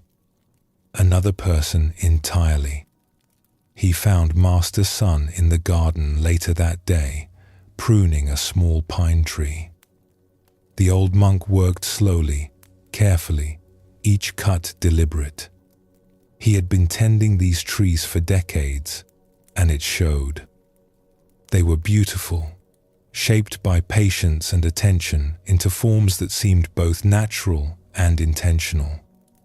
Ren watched for a moment before speaking. "Something is different," he said. Sun did not look up from his work. "Different how?" "The sitting. It is not so hard anymore. My mind still moves, but I do not fight it like I used to. It feels more natural now, like something I want to do instead of something I have to do." Sun made another careful cut. A small branch fell to the ground. "Good," he said simply. "Is this what it is supposed to feel like?" Now Sun paused and looked at him. His eyes, as always, held that mixture of kindness and clarity that Ren had come to trust completely. "There is no supposed to," Sun said. "There is only what is. But yes, this is part of the path. The ox is becoming tame." "It does not feel like I did anything," Ren said. "It feels like it just happened. Like I woke up one day and the struggle was gone." Sun smiled at this, a rare full smile that crinkled the corners of his eyes. "That is often how it works. We struggle and struggle, thinking we must force it, thinking our effort is what will make the difference, and then one day we wake up and the struggle is over. We do not know when it ended or how. We only know that it has. The effort was necessary, but it was not the cause. It was more like tilling the soil. The growing happens on its own." He returned to his pruning. Ren stood there a moment longer, watching the careful movements of the old monk's hands. "Master Sun?" "Yes?" "Why do we still practice once it becomes easy? Why keep sitting if the struggle is over?" Sun considered this for a moment. "A gardener does not stop tending the garden once the plants are healthy," he said. "He still waters them. He still pulls weeds. He still watches for signs of disease or pests. The work becomes easier, yes, but it does not stop. The tamed ox can still wander off if we are not paying attention. The clear mind can still become clouded." He snipped another small branch and stepped back to look at the tree. "But there is another reason," he continued. "We practice not just to maintain what we have gained, but to deepen it. There are stages beyond taming. You will see. But do not rush toward them. Be here now. Enjoy the ease. You have earned it." Ren bowed and left the old monk to his gardening. The summer days were long and warm. Ren found himself appreciating things he had not noticed before. The coolness of the stone floor in the meditation hall in the early morning. The taste of rice, simple and clean, each grain distinct. The way the light filtered through the pine branches in the afternoon, making patterns on the ground that shifted with the breeze. The smell of incense that had once reminded him of his father's funeral now simply smelled like the temple, like home. He was given more responsibility at the temple. He helped teach the newer students how to sit, how to hold their posture, how to return when they wandered. He remembered his own early struggles, the frustration and doubt, and spoke to them gently. He recognized himself in their tense shoulders and tight jaws, in the way they tried too hard. "Do not fight yourself," he would tell them. "The more you fight, the harder it becomes. Just notice when you have wandered and come back. That is all. The returning is the practice. Not the staying, the returning. You will wander 1,000 times. That is fine. Just return 1,001. He watched them struggle as he had struggled, and he felt compassion for them. He also felt something like gratitude. The struggle had taught him something that ease never could. It had shown him his own strength, his own persistence. It had shown him that he could face difficulty and not run away. One of the younger monks, a boy of perhaps 17 who had arrived a few months ago, asked Ren how long it took before the sitting became easy. "I do not know," Ren said honestly. "It happened slowly and then all at once. One day I realized it was no longer hard, but I could not tell you which day that was. Did you ever want to leave?" the boy asked. "Many times," Ren said. "Especially in the beginning. I thought I was wasting my time. I thought nothing was happening. But you stayed." "I stayed. I did not know what else to do. Leaving felt like giving up on something important, even though I could not say what." The boy nodded slowly, taking this in. Ren remembered being that young, that unsure. It seemed like a long time ago now. One evening, he sat by the pond and watched the fish swimming lazily beneath the surface. The water was clear and still, reflecting the pink and orange of the sunset like a second sky. He felt a deep contentment, a sense of being exactly where he was supposed to be, doing exactly what he was supposed to do. He thought about his father, about the farm, about the life he had left behind. The grief was still there, but it had softened. It no longer felt like a wound. It felt more like a scar, a mark of something that had healed. He could think of his father now with gratitude instead of pain, with love instead of loss. He thought about his mother, alone in the village. He wondered if she was well, if the neighbors were helping her, if she thought of him. He would go back someday, he knew. Not yet, but someday. And when he did, he would bring her something. Not a thing, not a gift you could hold in your hands, but a way of being, a presence, a peace.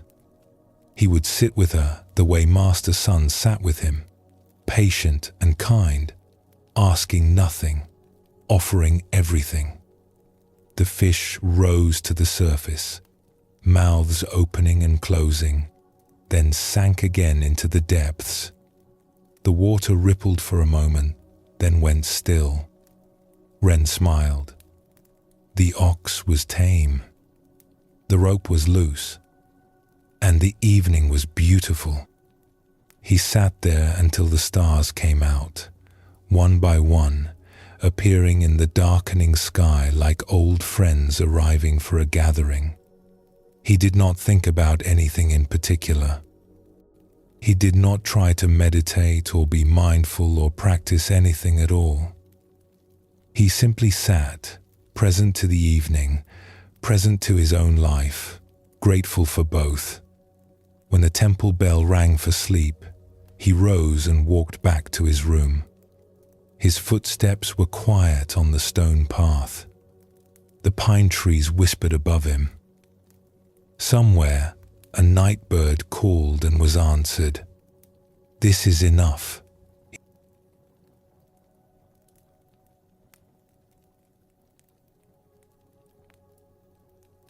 The fifth stage is a resting place on the path. After all the effort of catching and struggling, we are finally allowed to breathe. The practice that once felt like battle now feels like breathing. The mind that once seemed like an enemy has become a friend. We have arrived somewhere, and we can feel it in our bones.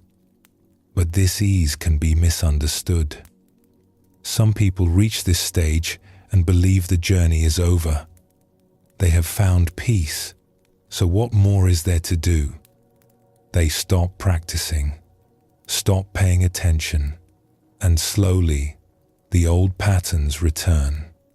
The ox, left unattended, begins to wander again. The weeds grow back in the garden. Zen teaches that taming is not the same as liberation. We have made great progress, yes.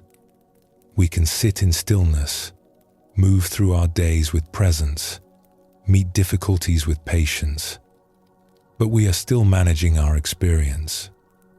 We are still the herder watching the ox. There is still a separation between who we think we are and what we truly are. We have found peace, but we have not yet discovered its source. The Buddha once compared the path to a raft used to cross a river. The raft is necessary. Without it, we cannot reach the other shore. But once we have crossed, we do not carry the raft on our heads for the rest of our lives. We set it down and walk on. The practices that bring us peace are precious, but eventually, even they must be released. Eventually, we must go beyond practice altogether. For now, in the fifth stage, we keep practicing. We hold the rope loosely. We enjoy the ease and the stillness and the growing sense of well-being. But we do not cling to these things. We know there is further to go. The ox is tame, but we have not yet become the ox. We have not yet discovered that there was never any separation at all. That discovery awaits in the stages ahead. But we do not need to rush toward it. We can walk slowly now. We can appreciate each step. We can notice the birds in the trees and the clouds crossing the sky and the simple miracle of being alive. The struggle has ended and something gentler has taken its place. Something that feels less like work and more like love. Pause for a moment before we continue together.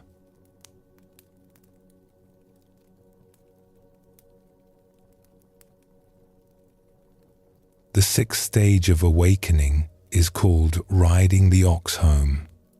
In the traditional picture, we see something wonderful.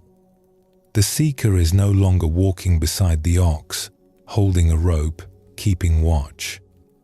Instead, they are sitting on the ox's back, relaxed and at ease, playing a flute. The ox knows the way home. The seeker does not need to guide it anymore. They can simply enjoy the ride. This is the stage where practice and life become one. There is no longer a separation between sitting in meditation and going about our daily activities. The presence we cultivated on the cushion has spilled over into everything we do. Washing dishes, walking down a path, talking with a friend, all of it becomes practice. All of it becomes an expression of our awakened nature. In the earlier stages, we had to work hard to stay present. We had to catch ourselves when we wandered, bring ourselves back again and again, struggle against the pull of distraction and habit. Even when the ox became tame, we still held the rope. We still watched. We still maintained a certain vigilance. But now, in the sixth stage, we can let go. The ox has learned the way so thoroughly that it walks it without guidance.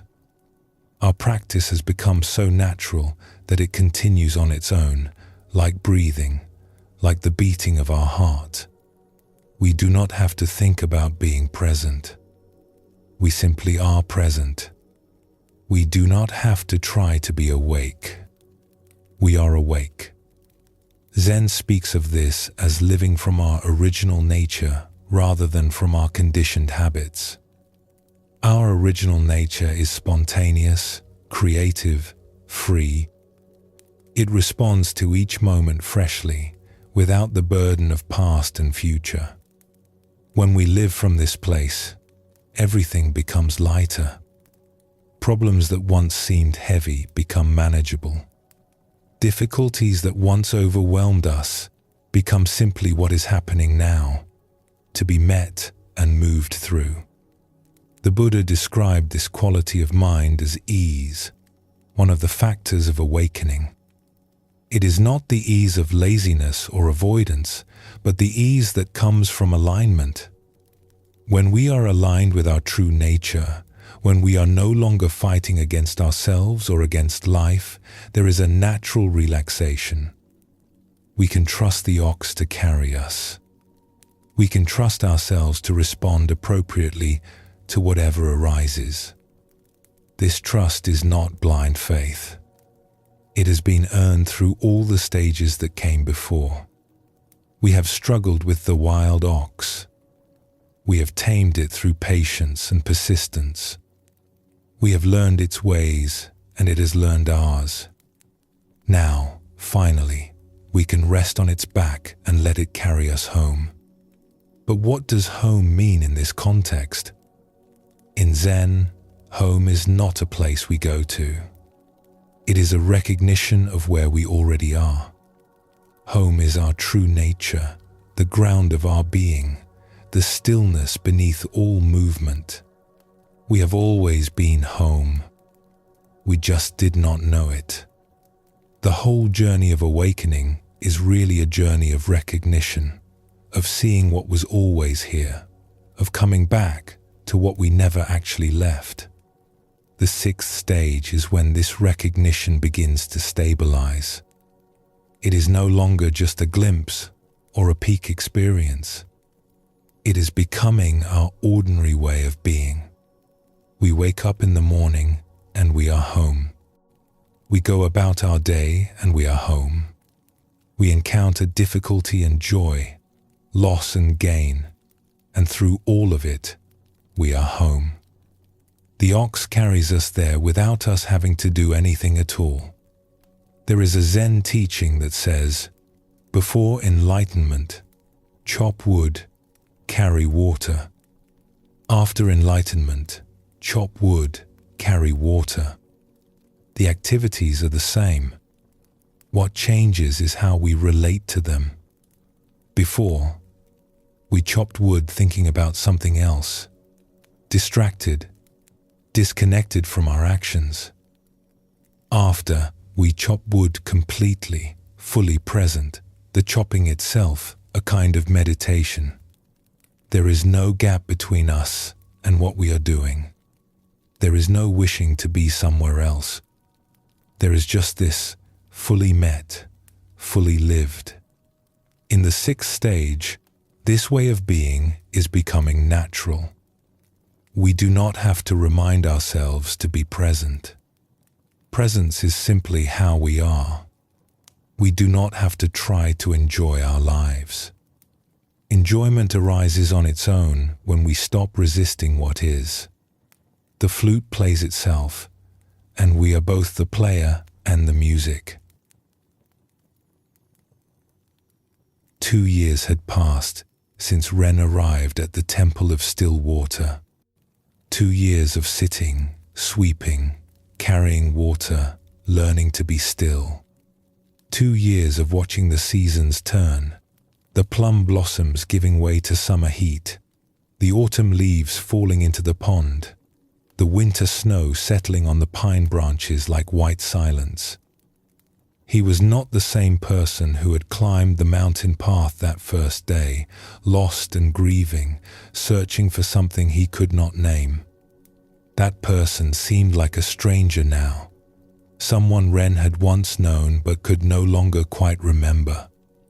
The grief for his father had not disappeared, but it had transformed into something softer, something he could hold without being cut by it. The restlessness that had driven him from his village had quieted into a deep stillness that he carried with him wherever he went. One morning in late spring, Ren was working in the temple garden when he heard something unexpected. Music. The high, clear sound of a bamboo flute floating down from somewhere above the main hall. He set down his hoe and listened. The melody was simple but beautiful, rising and falling like breath, like water, like the wind through the pines. It seemed to come from everywhere and nowhere, filling the garden with something that felt like joy. He followed the sound and found Master Sun sitting on a large flat rock at the edge of the temple grounds, playing a worn bamboo flute. The old monk's eyes were closed, his fingers moving over the holes with practiced ease. He seemed completely absorbed in the music, completely at peace. Ren sat down nearby and listened until the melody came to its natural end. Sun lowered the flute and opened his eyes. He did not seem surprised to see Ren there. "I did not know you played," Ren said. "There are many things you do not know about me," Sun said, but there was warmth in his voice, a hint of humor. "I do not play often, only when the morning feels right for it." It was beautiful. Sun looked at the flute in his hands, turning it over slowly. "My teacher gave me this many years ago. He said that when practice becomes natural, music arises on its own, not from effort, but from joy. He said I would understand someday." The old monk smiled. "It took me a long time to understand. And now? Now I play when I feel like playing. I do not think about why. The music wants to come out, so I let it come out. It is very simple." Ren considered this. He thought about his own practice, how it had changed over the months and years. In the beginning, sitting had been a battle. Then it had become a discipline, something he did because he knew he should.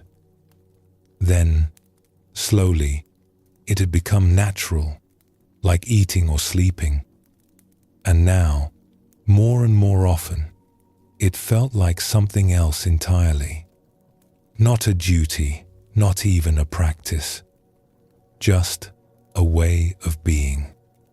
Just how he moved through the world. "I think I am beginning to understand," he said. Sun nodded. "You have been here long enough now. I have watched you change. In the beginning, you were like a horse straining against its reins. Then you learned to walk calmly. Now," he paused, looking at Ren with those clear, kind eyes. "Now you are ready to ride." "What do you mean?" "The next stage of the path. You have tamed the ox. You have learned to work with your mind instead of against it. But you are still walking beside it, still holding the rope, even if loosely. The question now is whether you can let go completely, whether you can trust yourself enough to climb on its back and let it carry you. Ren sat with this for a moment. The morning sun was warm on his face. Birds sang in the trees above them.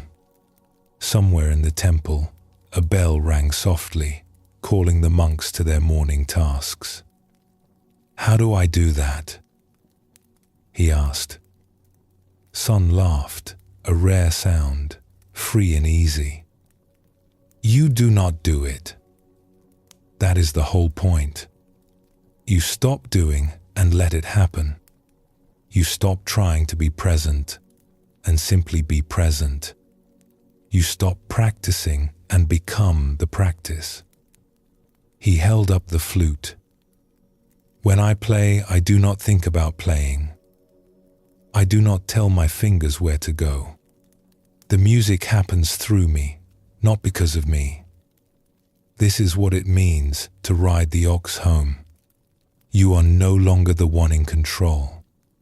You are being carried by something larger than yourself, something you can trust."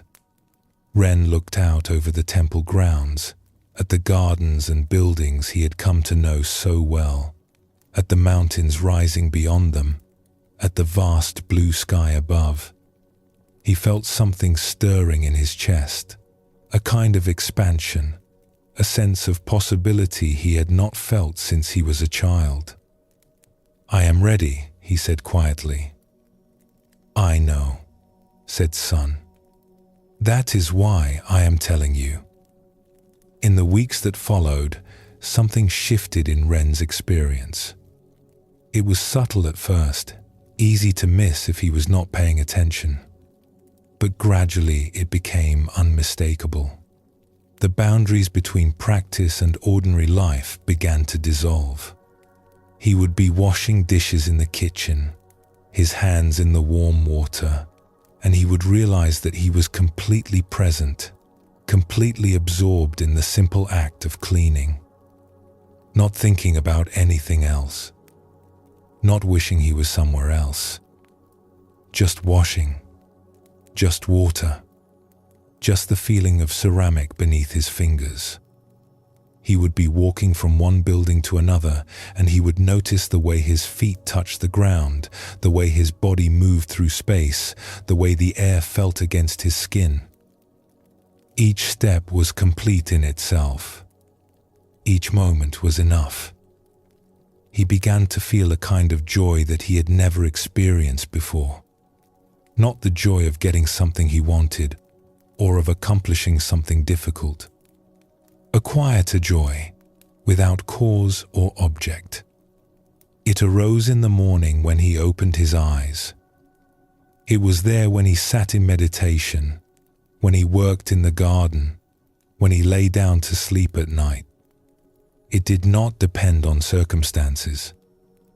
It was simply there, like the sky, like the ground beneath his feet. One evening, Ren found an old bamboo flute in a storage room while looking for gardening tools. It was dusty and forgotten, probably left behind by some monk long ago. He cleaned it off and, on impulse, raised it to his lips. He did not know how to play. He had never learned music of any kind. But he blew gently across the hole, and a note came out, pure and clear.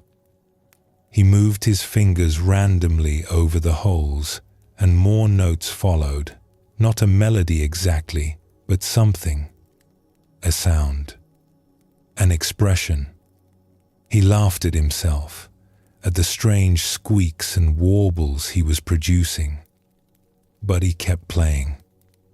Night after night, after his duties were done, he would take the flute to a quiet corner of the temple grounds and experiment, not trying to learn proper technique, not trying to play any particular song, just making sounds, letting them come, seeing what wanted to emerge. Slowly, very slowly, the sounds began to organize themselves. Simple melodies arose, unpracticed and imperfect, but genuine. Music that came from somewhere he could not name. One night, Master Sun found him playing by the pond, the water reflecting the stars, the fish long since gone to sleep beneath the surface. The old monk listened in silence until Ren noticed him and stopped, embarrassed. "Do not stop on my account," Sun said. "It was good. Rough, but good. The roughness will smooth itself in time. What matters is that the music is real. It comes from here." He touched his chest. "Not from here." He touched his head. "I do not know what I am doing," Ren admitted. "That is the best way to do anything," Sun said. "When you do not know what you are doing, you cannot do it wrong. You can only do it honestly." He sat down beside Ren on the grass. For a while, neither of them spoke. They just sat together in the darkness, listening to the sounds of the night, the insects and frogs, the soft wind in the pines. "You will leave soon," Sun said finally. It was not a question. Ren was surprised, then realized he was not surprised at all. He had known it for some time, without admitting it to himself. He had come to the temple searching for something, and he had found it. Not an answer exactly, but something better. A way of being. A peace that did not depend on circumstances. He had learned what he needed to learn. Now it was time to take it back into the world. "Yes," he said. "I think so. Not today, but soon." "Good," Sun said. "The temple is not meant to be a hiding place. It is a training ground. We learn here so we can live out there." He gestured toward the darkness beyond the temple walls, toward the mountains, the valleys, the world of ordinary life that Ren had left behind 2 years ago. "I am afraid," Ren said. "Not of leaving, of forgetting, of losing what I have found."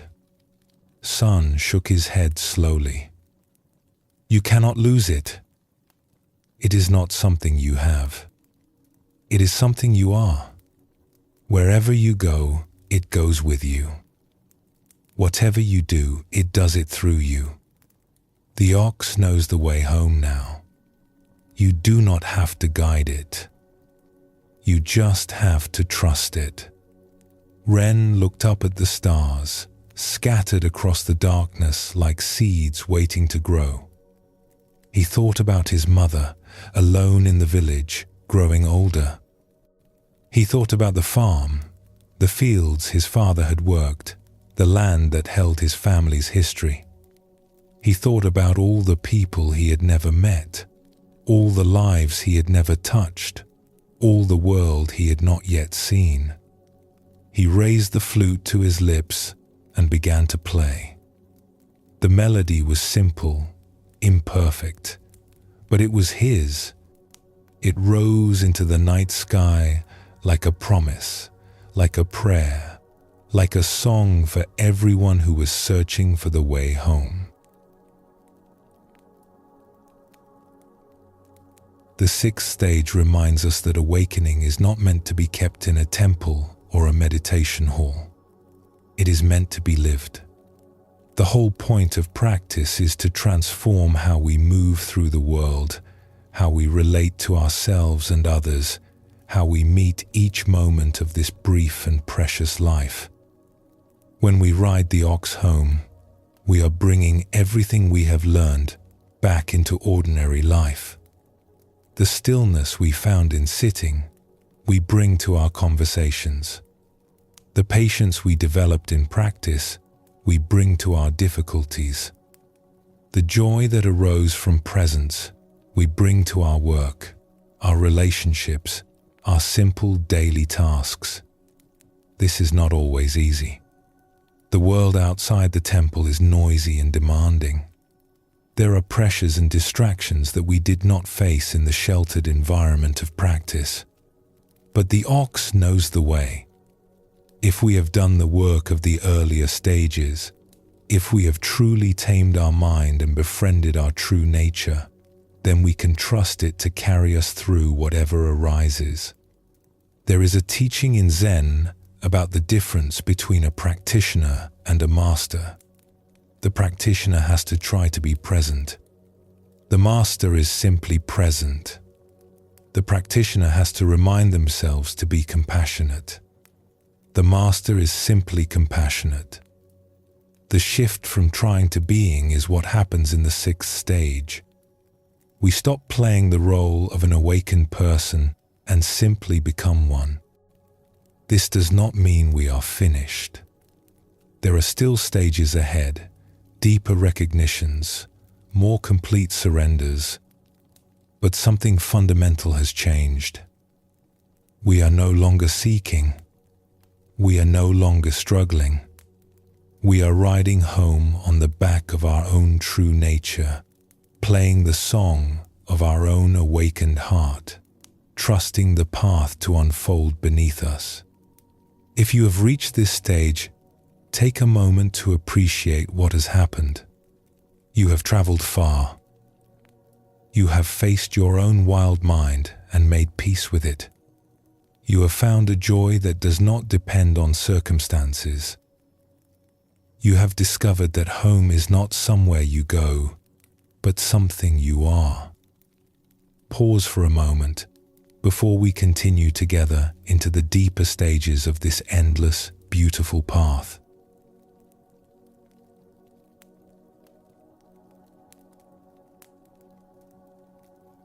The seventh stage of awakening is called the ox transcended. In the traditional picture, something has changed dramatically. The ox is gone. We see only the seeker, sitting peacefully outside a small hut, gazing at the moon. The rope that once bound them to the ox has been set aside. The struggle is over. The journey home is complete. But wait, if the ox represents our true nature, how can it disappear? If we have spent all this time searching for it, catching it, taming it, riding it home, why would we now let it go? This is one of the deepest teachings of the Zen path. The ox was never separate from us. It was a way of pointing to something that cannot be pointed to directly. We needed the image of the ox to give us something to seek, something to catch, something to ride. But now we have arrived home, and we see the truth. There was never an ox apart from ourselves. There was never a true nature separate from who we are. The seeker and the sought were always one. The Buddha taught that all beings possess Buddha nature. This nature is not something we develop or achieve. It is what we already are, beneath all our confusion and grasping. The entire path of awakening is really a path of uncovering, of removing the layers of delusion that hide our original face. And when those layers are finally removed, we discover that there is nothing to attain because we already have everything we need. We already are everything we were seeking. This is a difficult teaching to understand with the mind. The mind wants to grasp something, to hold onto an achievement, to say, I have found it. I have arrived. But the seventh stage asks us to let go of even this. It asks us to release our attachment to the ox itself. to the very idea of enlightenment as something we possess. There is a famous Zen story about a monk who practiced diligently for many years. One day, he went to his teacher and announced that he had finally attained enlightenment. The teacher looked at him calmly and said, "Good. Now throw it away." The monk was shocked. Why would he throw away what he had worked so hard to achieve? But the teacher knew something the monk had not yet understood. As long as we hold on to enlightenment as a possession, as long as we think of ourselves as enlightened people, we are still caught in delusion. True freedom means letting go of everything, even our spiritual achievements. This is what happens in the 7th stage. We set down the rope. We stop thinking of ourselves as someone who has tamed the ox. We stop identifying with the role of spiritual seeker or practitioner. All of these identities, as useful as they were on the path, are now seen as just more layers to be released. What remains when everything is released? Just this. Just here. Just the person sitting outside the hut, watching the moon rise, needing nothing, seeking nothing, complete. The Buddha spoke of this as the end of clinging. He identified clinging as the root cause of suffering, not just clinging to pleasures and possessions, but clinging to views, to practices, to the sense of self. Even clinging to the Dharma, to the teachings themselves, must eventually be released. The teachings are like a finger pointing at the moon. Once we have seen the moon, we no longer need to stare at the finger. In this stage, we come to understand that the practices that brought us here were skillful means, useful tools for a particular purpose. Sitting meditation, mindfulness, working with a teacher, all of these were necessary. They were the raft that carried us across the river. But now we have reached the other shore, and we can set the raft down. We do not need to carry it with us anymore. This does not mean we stop practicing. Many people in the 7th stage continue to sit, continue to study, continue to engage with the Dharma. But the relationship to practice has changed. We no longer practice to get somewhere. We no longer practice to improve ourselves or to achieve enlightenment. We practice because practice is simply what we do. It is our natural expression, like breathing, like sleeping, like the moon rising over the mountains. The image of the moon is significant in Zen. The moon represents our true nature, always present, always luminous, even when hidden by clouds. We do not create the moon. We do not achieve it. We simply see it, clear and bright, shining in the empty sky.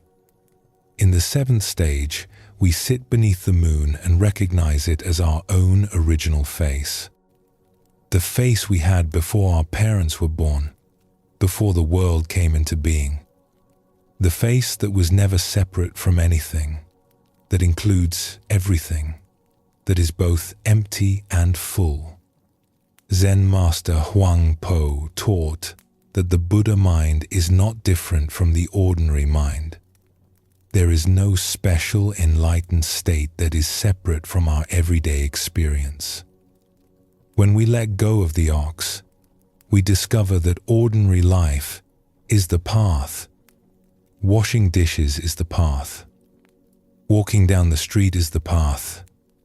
Talking with a friend, eating a meal, watching the sunset, all of it is the path.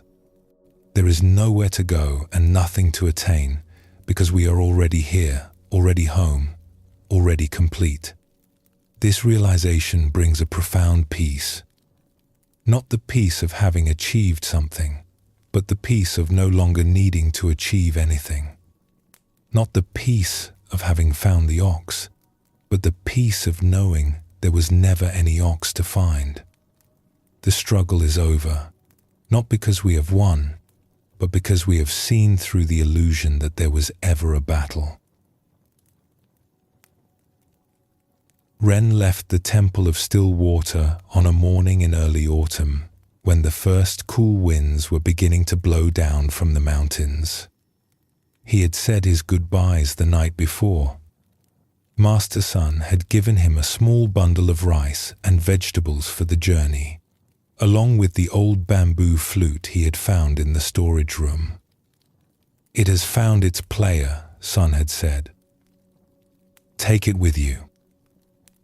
They had bowed to each other in the dim light of the meditation hall, teacher and student, two people who had walked a path together and now would walk apart. Ren did not feel sad as he descended the mountain path. He did not feel happy either. He felt clear, like the sky after a storm has passed, like water that has settled and become still. The temple had been his home for 2 years, but he understood now that home was not a place. Home was something he carried within him, something that could not be left behind. The path down was easier than the path up had been.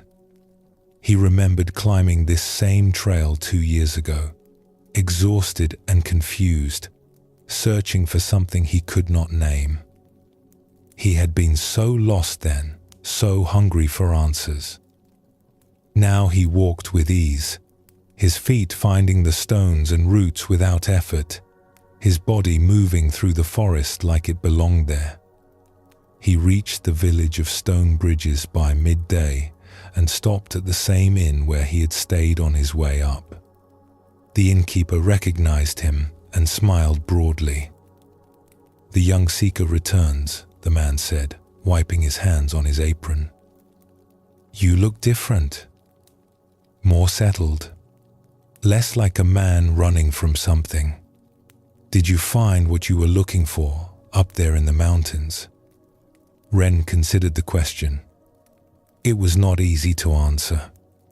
He had found something, yes, but it was not what he had expected. He had expected to find an answer, a truth, a state of being that would solve all his problems and make him whole. Instead, he had found something simpler and stranger. He had found that there was nothing to find. He had found that he had always been complete. He had found that the searching itself had been the only thing standing between him and peace. "I found that I was not lost," Ren said finally. The innkeeper laughed, not understanding but not needing to. "Well, you look well fed at least. The temple must have good cooks. Better than my wife, if I am honest." Ren smiled and ordered a bowl of noodles. He ate slowly, tasting each bite, noticing the texture of the noodles, the warmth of the broth, the subtle flavors of ginger and onion. He watched the people move through the inn, merchants and travelers, farmers coming in from their fields, a young mother with a child on her hip. Everyone going somewhere, doing something, caught up in the business of their lives. He felt a quiet compassion for all of them, for the way they hurried and worried, for the way they chased after happiness without realizing it was already here, waiting to be noticed. After eating, he continued on his way. The road wound down through forests and fields, past villages and farms, through landscapes that were both familiar and new. He had walked this road before, but he had not really seen it. He had been too caught up in his thoughts, too focused on where he was going. Now he saw the red of the autumn leaves, the grey of the stones, the blue of the sky, vast and empty, holding everything. He walked for several days, sleeping under trees when the weather was mild, staying at small inns when it rained. He did not hurry. He did not have a schedule to keep. Each step was complete in itself. Each moment was enough. One evening, as he sat by a small stream, watching the water flow over the rocks, he thought about the ox. For so long, he had been focused on catching it, taming it, riding it home. It had been his constant companion, his project, his purpose. The ox had given shape to his journey, something to aim for, something to measure his progress against. But now, sitting by this stream, with the evening light turning golden on the water, he realized he had not thought about the ox in days. It had slipped away without him noticing, like a dream fading upon waking, like mist burning off in the morning sun. Where had it gone?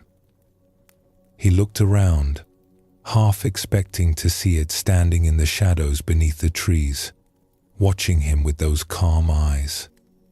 But there was nothing. Just the stream flowing endlessly over the rocks. Just the trees with their leaves beginning to turn.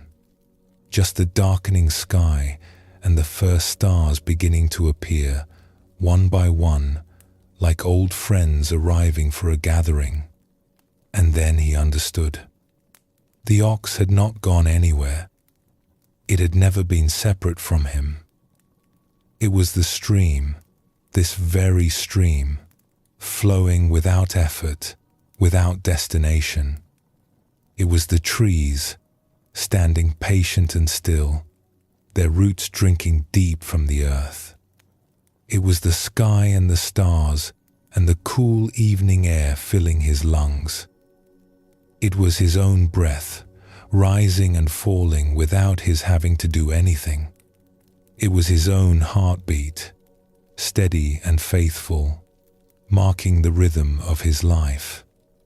It was his own awareness, watching itself, knowing itself, needing nothing outside itself to be complete.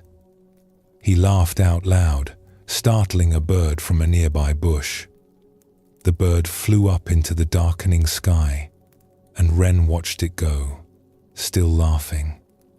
All that searching, all that effort, and the whole time he had been sitting in the middle of what he was looking for. He took out his flute and began to play. The melody that arose was simple and unhurried, matching the flow of the stream, the rustle of the leaves, the rhythm of the evening. He was not trying to play anything in particular. He was just letting the music come, letting it express something that could not be put into words. As he played, he felt a deep gratitude arise. Gratitude for the path that had brought him here.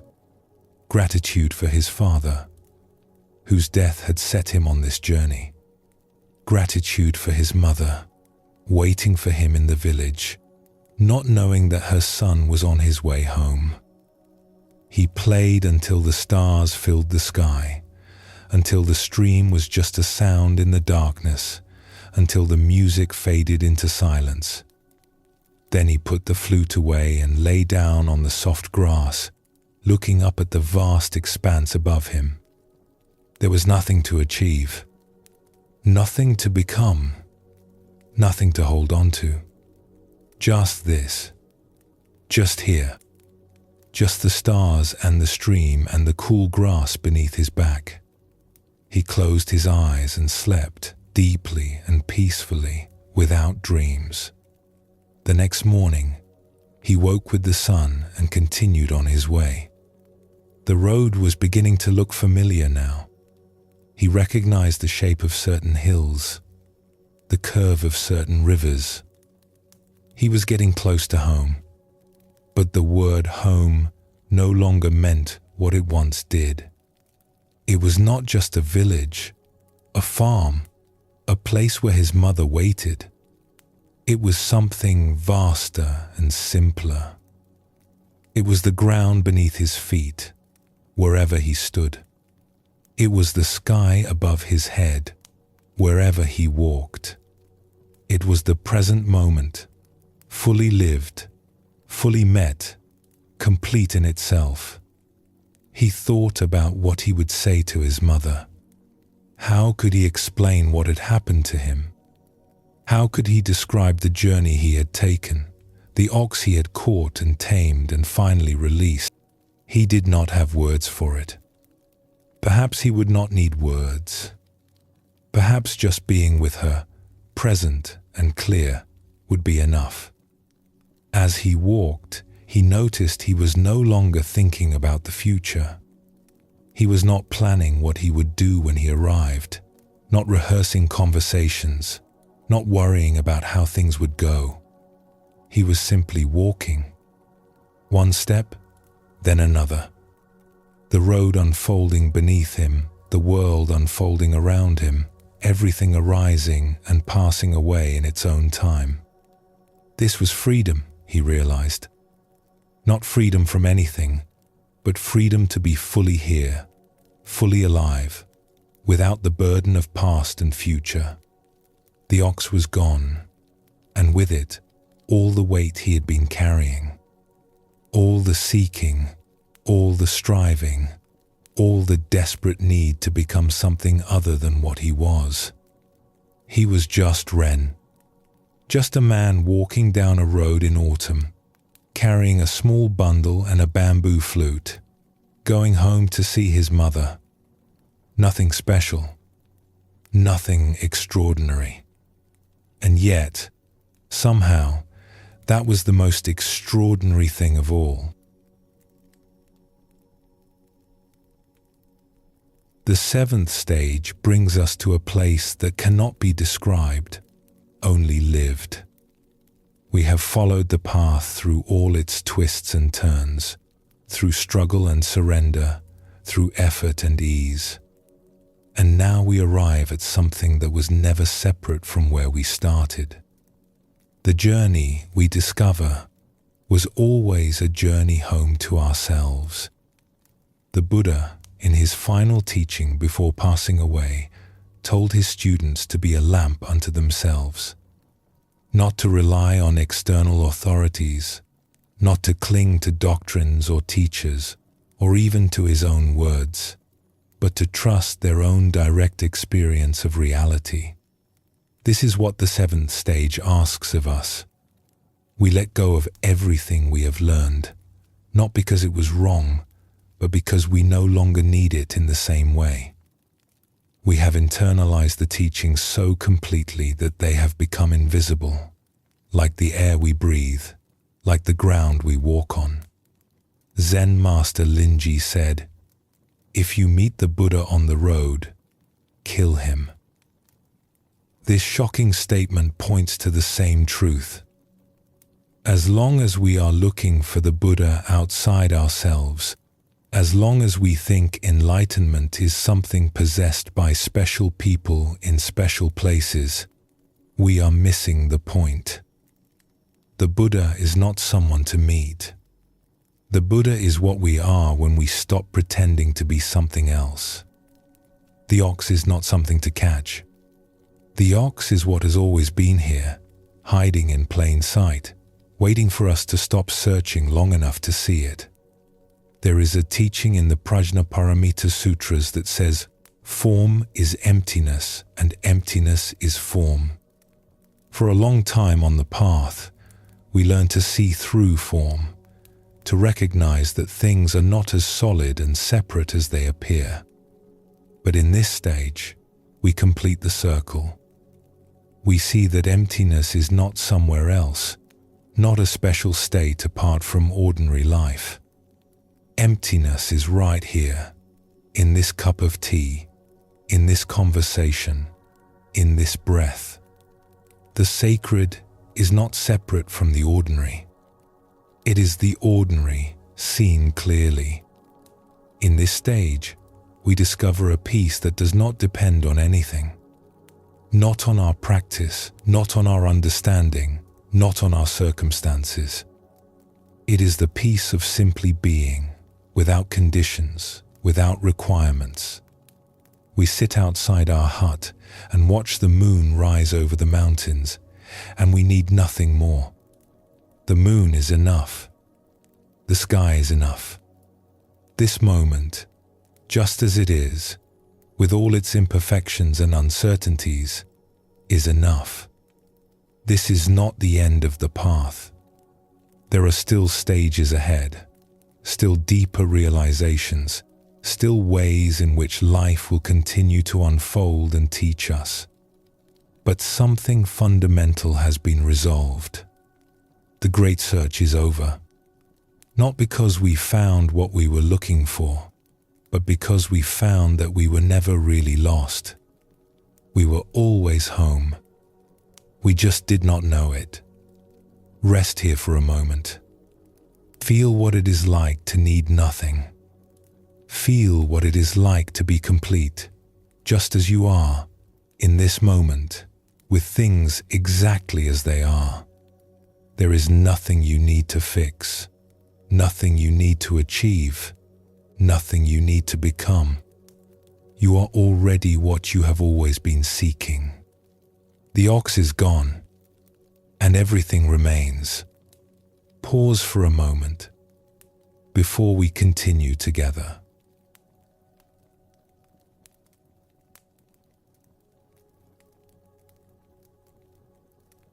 The 8th stage of awakening is called both self and ox transcended. In the traditional picture, there is nothing to see. Just an empty circle. No ox, no seeker, no hut, no moon. The image that has guided us through 7 stages of the path has finally dissolved into pure emptiness. This is the most radical stage of awakening. In the 7th stage, the ox disappeared, and we discovered that it had never been separate from us. But there was still someone there to make this discovery. There was still a person sitting outside the hut, watching the moon, enjoying the peace of having arrived home. Now, even this disappears. The one who transcended the ox is also transcended. The seeker and the sought both dissolve into something that cannot be pictured or named. In Buddhism, this is called sunyata, often translated as emptiness. But emptiness does not mean nothingness. It does not mean that things do not exist or that life is meaningless. Rather, it points to the true nature of all things, which is that they have no fixed, separate, independent existence. Everything arises in dependence on everything else. Nothing stands alone. When we look deeply into any phenomenon, we find that it is empty of a separate self, empty of boundaries, empty of the solidity we usually attribute to it. This is not a loss. It is the discovery of something far more wondrous than solidity could ever be. The Buddha taught that this emptiness is not something to be feared. It is actually the source of all freedom. As long as we believe in solid, separate things, including a solid, separate self, we are trapped. We grasp at what we want and push away what we do not want. We build walls around ourselves and defend them fiercely against the world. But when we see through the illusion of separateness, the walls come down. We discover that we were never separate from anything. The universe is not something we live in. It is something we are. The self we spent so much energy defending was never really there in the first place, at least not in the way we imagined. This can sound frightening to the mind.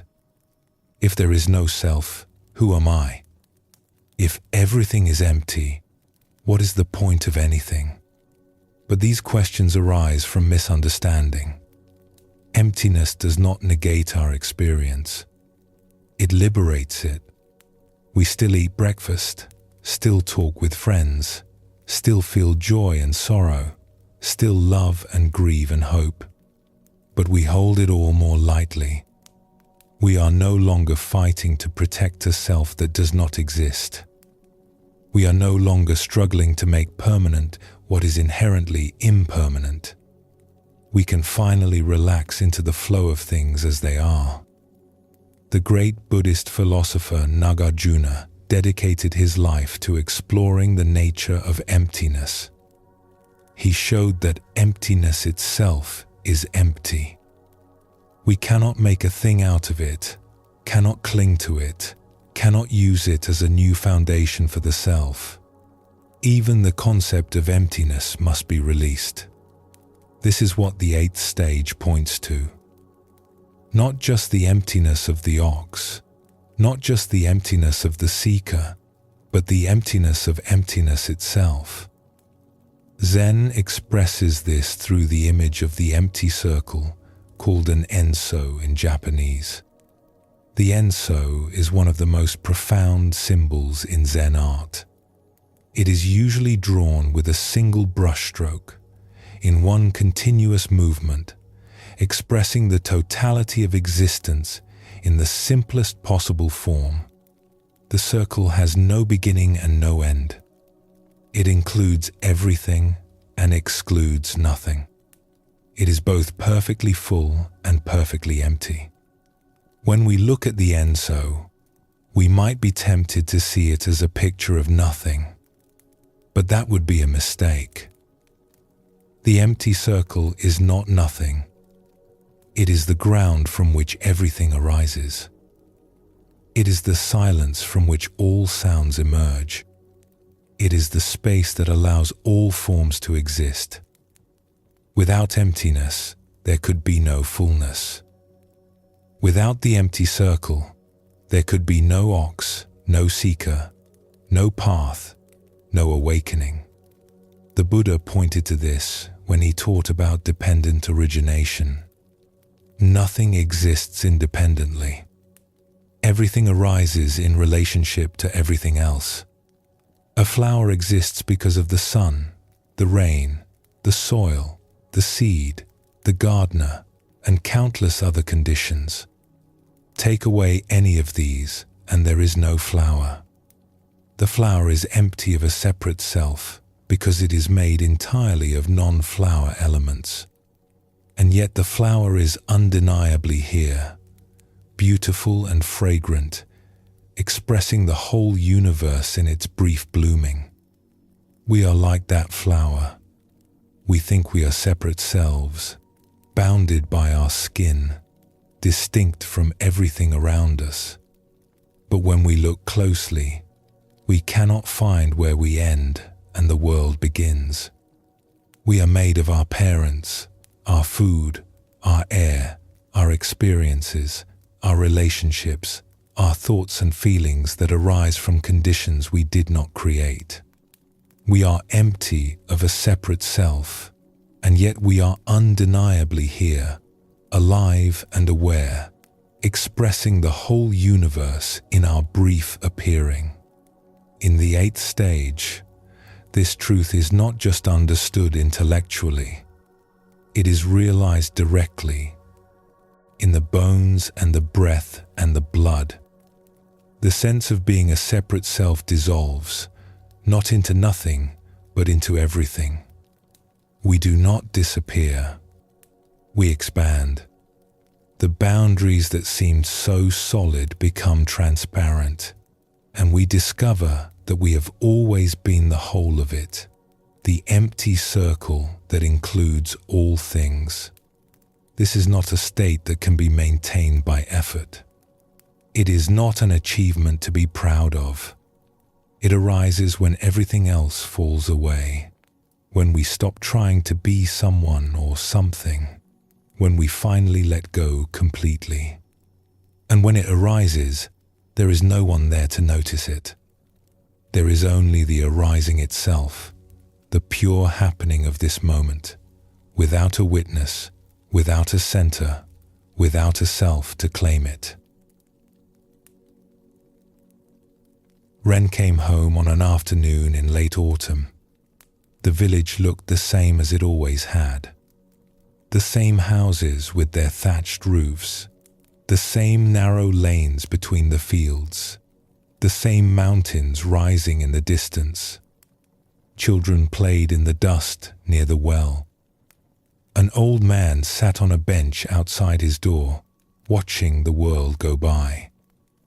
Smoke rose from cooking fires, carrying the smell of rice and vegetables. And yet everything was different. Not the village, but the one seeing it. Ren walked through the familiar streets and felt as though he was seeing them for the first time. Not because they had changed, but because he had. Or rather, because the one who had left 2 years ago no longer existed. Someone else was walking these lanes now. Or perhaps no one at all. He found his mother in the garden behind their house, pulling weeds from between the rows of vegetables. She was older than he remembered, her hair grayer, her movements slower. But when she looked up and saw him standing at the gate, her face opened into a smile that erased all the years between them. "Ren," she said. Just his name. Nothing else was needed. He walked to her and they embraced. She smelled of earth and cooking smoke, the smell of his childhood, the smell of home. He held her for a long time, feeling her small body in his arms, feeling the years of separation dissolve into this single moment of reunion. "You have come back," she said when they finally stepped apart. "I have come back," he agreed. She looked at him closely, the way she used to look at him when he was a boy and had done something she did not quite understand. "You are different," she said. "Something has changed in you. I can see it in your eyes." Ren did not know what to say. How could he explain what had happened? How could he put into words the journey he had taken, the ox he had sought and found and lost, the self that had dissolved somewhere on the road between the temple and here? "I went looking for something," he said finally. "And I found it. Or maybe I found that there was nothing to find. I am not sure I can explain it." His mother nodded slowly. She did not ask for more explanation. Perhaps she understood that some things cannot be explained, only lived. Perhaps she had her own wisdom, gathered over decades of planting and harvesting, of watching things grow and die and grow again. "Come inside," she said. "You must be hungry. I will make you something to eat." They walked into the house together. It was smaller than Ren remembered and darker, but it felt right. It felt like exactly where he was supposed to be. He sat at the low table where he had eaten thousands of meals as a child and watched his mother move around the kitchen, preparing rice and vegetables, heating water for tea. "I thought about you every day," she said without turning around.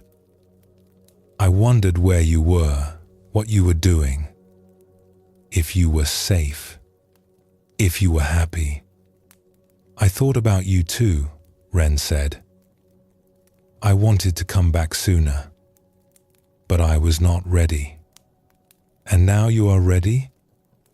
Ren considered the question. Was he ready? He did not feel ready for anything in particular. He did not feel like he had completed something or achieved something. He just felt empty, in the best possible way. Empty of striving, empty of seeking, empty of the need to be anywhere other than where he was. "I do not know if ready is the right word," he said. "I just knew it was time." His mother brought the food to the table and sat across from him. They ate in silence for a while, the comfortable silence of two people who do not need to fill the space with words. Outside, the afternoon light was fading, turning golden, then orange, then grey. "Your father would be proud of you," she said eventually.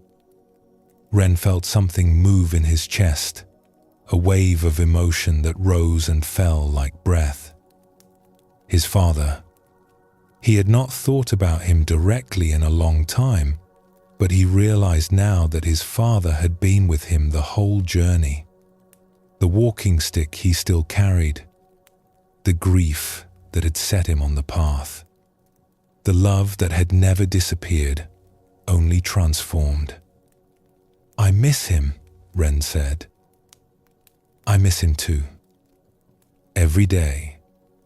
Every morning when I wake up and reach across the bed and he is not there.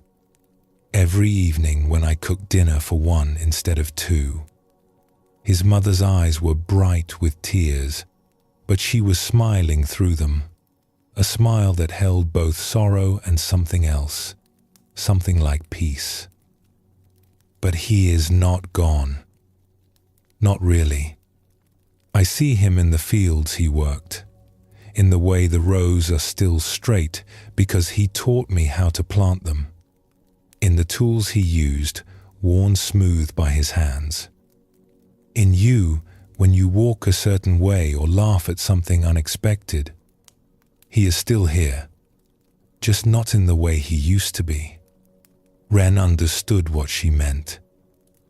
Not as a concept or a comforting thought, but as a living truth he could feel in his body. His father was empty of a separate self, just like everything else. He had never been a solid, bounded thing that could simply disappear. He was a process, a pattern, a way that the universe had expressed itself for a time. And that expression continued, rippling outward like waves from a stone dropped in still water, in the land he had tended, in the son he had raised, in the memories that lived on in those who loved him, in ways that could never be fully traced or known. "Nothing really disappears," Ren said quietly. "It just changes form." His mother looked at him with something like wonder. "That is what I believe too," she said. "I did not know you had learned such things in the mountains." After dinner, Ren walked outside and stood in the garden where his mother had been working. The stars were coming out, the same stars he had watched from the temple, from the roadside, from 1,000 different places on his journey. The same stars his father had looked up at, and his father's father, and all the ancestors stretching back into the darkness of time. He thought about the empty circle, the image that represented this stage of the path. No ox, no seeker, no self. Just this. Just the stars and the garden and the cool evening air. Just the awareness that was not his awareness, because there was no him to possess it. Just the universe looking at itself through these eyes, marveling at its own existence, astonished at its own beauty. He did not feel special. He did not feel enlightened. He did not feel like someone who had achieved something remarkable. Those feelings would have required a someone to feel them, and that someone had grown very quiet, very transparent, almost invisible. He just felt empty, wonderfully, peacefully, completely empty. And in that emptiness, everything was present. His mother in the house behind him, washing the dishes from their dinner. His father in the soil beneath his feet, in the vegetables they had eaten, in the love that continued to flow between mother and son. The temple in the mountains, the monks sitting in meditation as the night deepened. Master-son, probably watching these same stars rise over the pine trees. All of it here, All of it now, all of it one seamless whole without edges or boundaries. He took out his flute and raised it to his lips. But he did not play. He just held it there, feeling the smooth bamboo against his fingers, feeling the night air on his face, feeling the emptiness that was not empty at all. There was nothing to express, nothing to add to this moment. It was already complete. He lowered the flute and simply stood there, breathing, being, disappearing into the vast silence that held everything. The eighth stage is sometimes called the Great Death in Zen. It is the death of the self, the final letting go of the illusion that we are separate beings moving through a separate world. This death is not sad or frightening when it is actually experienced. It is a relief, like setting down a heavy weight we did not know we were carrying. It is the laying down of a burden we have carried our whole lives without knowing we were carrying it. The Buddha taught that clinging to a sense of self is the root of all suffering. We spend our lives defending this self, promoting it, comparing it to others, worrying about its fate. We lie awake at night wondering if we are good enough, successful enough, loved enough. We fight to protect our reputation, our possessions, our sense of being someone special. And all this effort is based on a misunderstanding. The self we are defending does not exist in the way we think it does. It is a story we tell ourselves, a collection of memories and habits and beliefs that we mistake for a solid, continuous thing. When this is seen clearly, not just understood but seen with the whole of one's being, the self becomes transparent. We can still function in the world. We still have a name, a history, a personality. People still recognize us on the street and call us by our names. But we no longer take it so seriously. We no longer believe it is the whole truth of who we are. We have seen the empty circle, and we know that we are that emptiness, expressing itself temporarily as this particular form, this brief dance of atoms and awareness. This is not a state to achieve or a place to arrive. It is the ground that was always beneath our feet, the sky that was always above our heads. We recognize that we have always been empty, and that this emptiness is the source of everything, the womb of the universe, the mother of all forms. The empty circle holds everything, your joys and sorrows, your seeking and finding, your life and death, all of it arising from emptiness, dancing for a while in the light of awareness, returning to emptiness when its time is done. Nothing is lost. Nothing is gained. Everything is exactly as it has always been, perfect and complete, needing nothing added, nothing taken away. Rest here in the empty circle. Let yourself dissolve into what you have always been. There is nothing to fear. There is nothing to hold on to. There is only this, vast and silent and infinitely full. The empty circle that is also the fullest thing in the universe. Pause for a moment before we continue together into the final stages of this pathless path.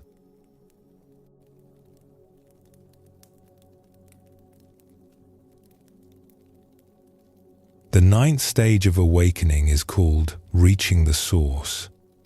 In the traditional picture, we see something surprising. After the empty circle of the eighth stage, where everything disappeared into pure emptiness, now the world returns. We see a simple scene from nature, a river flowing, flowers blooming, trees standing in their ordinary beauty. No person, no ox, no seeker. Just the world as it is, fresh and vivid and completely itself. This stage reveals one of the deepest truths of the Buddhist path. The source we have been seeking is not somewhere else.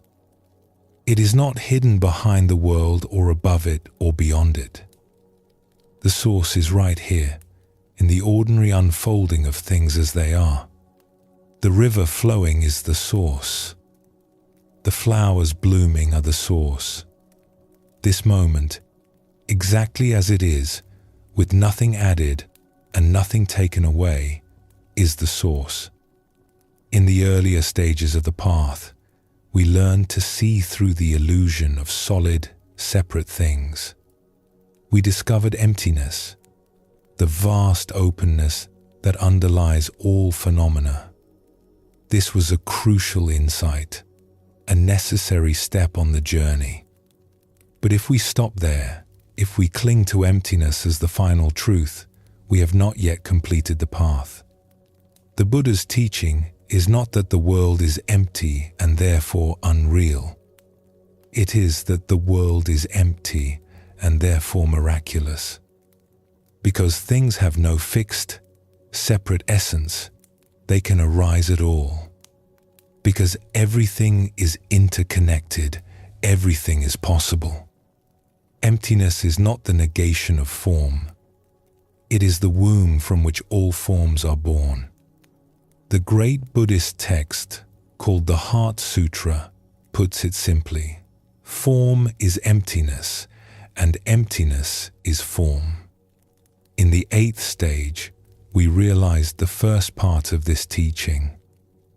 We saw that form is emptiness, that all things are without inherent existence, that even the self we took to be so solid is transparent and groundless. This was the great death, the dissolution of the seeker into the vast empty circle. But now, in the 9th stage, we realize the second part. Emptiness is form. The void is not void. It is full, overflowing, bursting with life. The source we sought is pouring itself out in every direction, becoming rivers and mountains and clouds and people, becoming this very moment in all its ordinary wonder. There is a famous Zen saying about the stages of practice. Before I studied Zen, mountains were mountains and rivers were rivers. While I was studying Zen, mountains were no longer mountains and rivers were no longer rivers.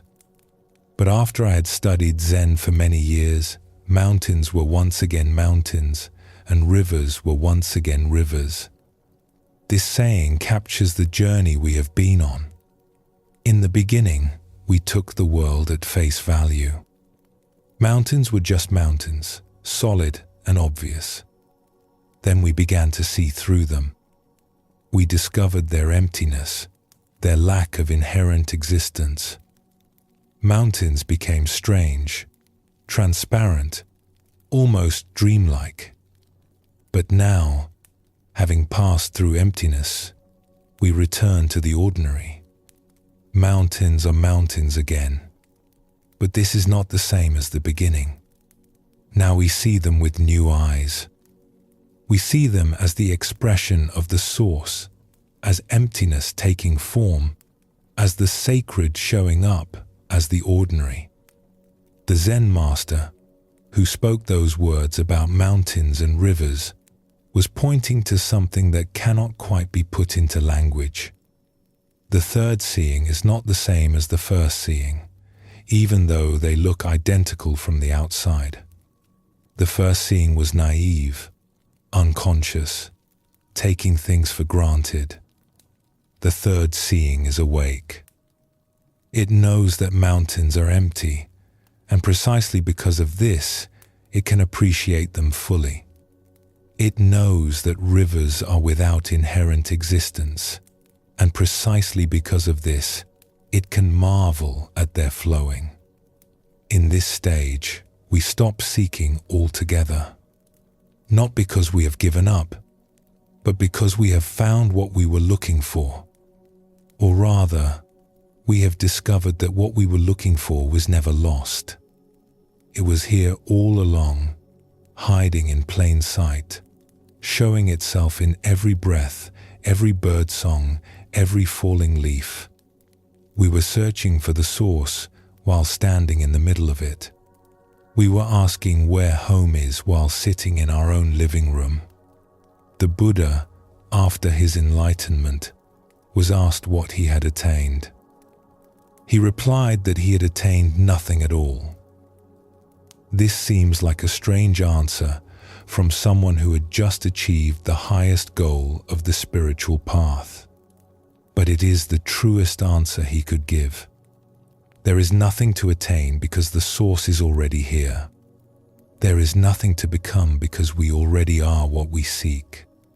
The whole journey of awakening is really a journey of recognition, of seeing what was always present, of waking up to the miracle of ordinary existence. This is why the 9th stage shows us a scene from nature rather than a spiritual symbol or a meditating figure. The river does not need to practice meditation. The flowers do not need to attain enlightenment. They are already expressing the source perfectly, just by being what they are. They do not question their existence or wonder if they are doing it right. They simply flow, simply bloom, simply are. And so are we, if we could only see it. Our very confusion is the source. Our seeking is the source.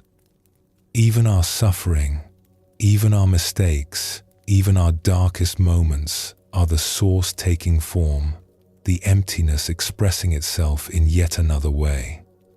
This does not mean that the path was unnecessary. We needed to make the journey. We needed to search and struggle and surrender. We needed to catch the ox and tame it and ride it home and let it go. Without the journey, we would not have the eyes to see what was here all along. A person who has never left home does not know what home means. A person who has never been lost cannot understand the joy of being found. The journey gives us the capacity to appreciate what was always present. The poet T.S. Eliot wrote that the end of all our exploring will be to arrive where we started and know the place for the first time. This is what happens in the 9th stage. We arrive where we started. We see the ordinary world we have always lived in, the same world we tried so hard to escape or transcend. But now we know it. Now we recognize it as the source itself, endlessly expressing itself, endlessly offering itself, endlessly being born in each moment. There is a story about a Zen master who was asked what he did before enlightenment. He said, "I chopped wood and carried water." "And what do you do after enlightenment?" "I chop wood and carry water." The student was confused. "Then what is the difference?" The master smiled. "Before enlightenment, I chopped wood while thinking about something else. After enlightenment, I just chop wood. This is the simplicity of the 9th stage. We are no longer somewhere else in our minds. We are no longer waiting for life to begin or hoping for something better to arrive. We are here, fully here, and we discover that here is exactly where we always wanted to be. The days settled into a quiet rhythm. Ren woke each morning before dawn, as he had at the temple. He would sit in the small room that had been his as a child, watching the darkness slowly give way to grey, then to the soft colors of sunrise. He did not call it meditation anymore. He did not call it anything. He just sat, breathing, being present to whatever arose. Then he would go outside and work. There was much to do. The farm had suffered during the years of his absence. His mother had done her best, but she was not as strong as she once was, and some fields had gone untended. Weeds had grown up between the rows. Fences had fallen into disrepair. The irrigation channels were clogged with debris. Ren threw himself into the work, not with the desperate energy of someone trying to escape himself, as he might have done in the past. With a quiet joy, he cleared the weeds and felt the soil in his hands. He repaired the fences and felt the wood smooth under his palms. He dug out the irrigation channels and watched the water begin to flow again, clear and cold from the mountain springs. His mother watched him with wonder. "You work differently than you used to," she said one evening as they sat together after dinner. "You seem to enjoy it more." Ren considered this. "I used to think work was something to get through," he said. "A means to an end. Now it just seems like life. No different from eating or sleeping or sitting in the morning." "Your father was like that," she said. "Toward the end especially. He would spend hours in the fields and come home tired but happy. I asked him once what he thought about while he worked. He said he did not think about anything. He just worked." Ren smiled. He understood now what his father had discovered, perhaps without ever naming it. The source was not somewhere else. It was here, in the work itself, in the soil and the water and the growing things. You did not need to go to a temple to find it. You did not need to sit in meditation for hours. You just needed to be present, fully present, to whatever was in front of you. The seasons turned. Autumn gave way to winter, the fields going dormant under blankets of frost.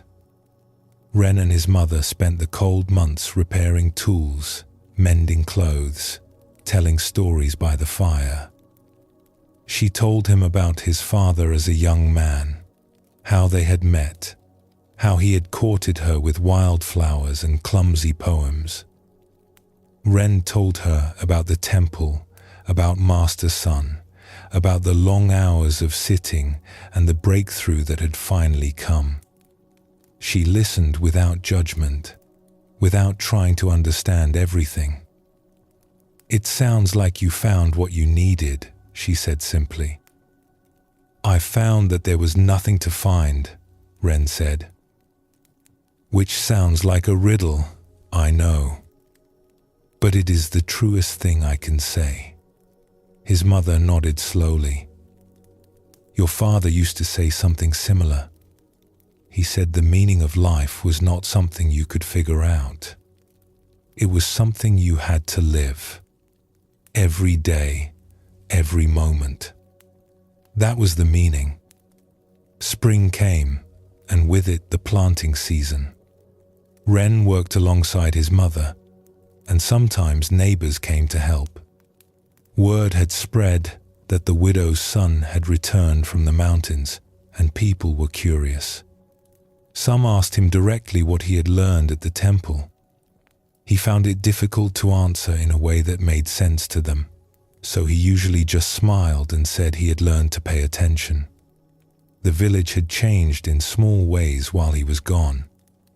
Some elders had passed away, their houses now occupied by their children and grandchildren. Some young people had married and started families, their babies crying in the night, their laughter ringing through the lanes during the day. The old temple at the edge of the village had been repaired, its roof newly thatched, its bell polished until it shone. But the rhythms of life continued, the same rhythms that had shaped this valley for generations beyond counting. Planting in spring, tending in summer, harvesting in autumn, resting in winter. Birth and death, joy and sorrow, the endless turning of the wheel. One afternoon, while taking a break from planting, Ren walked to the edge of the fields and looked out at the mountains in the distance.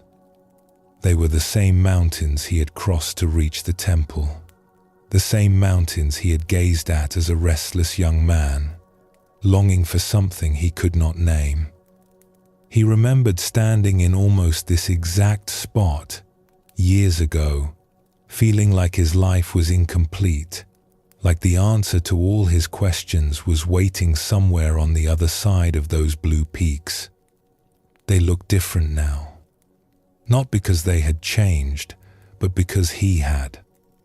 Before, the mountains had seemed like a barrier, something to be crossed in order to reach somewhere better. Now they just looked like mountains, beautiful in their own right. Part of the landscape he called home. He realized he had stopped dividing the world into sacred and ordinary. The temple had been a sacred place, yes, but so was this field. So was his mother's kitchen. So was the path where children played and old men sat in the sun. Every place was the source, expressing itself in its own way. Every moment was an invitation to wake up. A butterfly landed on a nearby flower, its wings opening and closing slowly. Ren watched it without thinking anything in particular. Just watching. Just being present to this small miracle of color and movement. The butterfly flew away, and Ren returned to work. That evening, as the sun set over the mountains, Ren took out his flute and played. He sat on a low wall at the edge of the garden, and the melody that emerged was different from what he had played before. Simpler, closer to silence. It followed the rhythm of his breath, the rhythm of the fading light, the rhythm of the evening settling over the valley. His mother came out and listened for a while. When he finished, she said nothing. She just stood there, looking at the mountains, looking at the sky, looking at her son who had gone away and come back changed. "The flowers are blooming early this year," she said finally. "Yes," Ren said. "They are beautiful. Your father planted those. The ones by the fence. He said they would come back every spring, long after he was gone." Ren looked at the flowers, red and orange in the fading light. His father's hands had planted them. His father's love had tended them. And here they were, still blooming, still offering their beauty to anyone who cared to notice. "Thank you," Ren said quietly. He was not sure if he was thanking his mother, or his father, or the flowers themselves, or something larger that included all of them. His mother touched his shoulder gently. "Come inside," she said. "Dinner is almost ready." They walked into the house together, leaving the flowers to bloom in the darkness, leaving the mountains to stand in their ancient silence, leaving the source to continue its endless unfolding without any need for witnesses. The ninth stage teaches us that there is nowhere to arrive because we have never left. The source we sought through all our searching and struggling was here from the very beginning. It was here before we started the path, and it is here now that the path has dissolved. It was never hidden. We were simply looking in the wrong direction, searching in distant mountains for what was growing in our own garden. The Buddha taught that nirvana is not somewhere else. It is not a place we go after we die, not a state we achieve after years of practice, not a reward waiting for us at the end of a long and difficult journey. Nirvana is here and now, in the midst of ordinary life, available to anyone who has eyes to see it. The difference between samsara, the world of suffering, and nirvana, the world of peace, is not a difference of place or time. It is a difference of seeing. When we see clearly, this very world is nirvana. When we see through the lens of craving and aversion, this very world is samsara. Nothing changes except our perception. The flowers are the same flowers. The river is the same river. Only the eyes that see them have been transformed. This is a difficult teaching, and it can be easily misunderstood. It does not mean that suffering is not real, or that we should not try to help those who are in pain. It means that the source of peace is not somewhere else, waiting to be found. It is here, in this breath, in this step, in this ordinary moment of being alive. The Zen master Layman Pang, after years of practice, said that his supernatural power and marvelous activity was simply drawing water and carrying firewood. This was not false modesty. It was the deepest truth. When we are awake, the most ordinary activities are miraculous.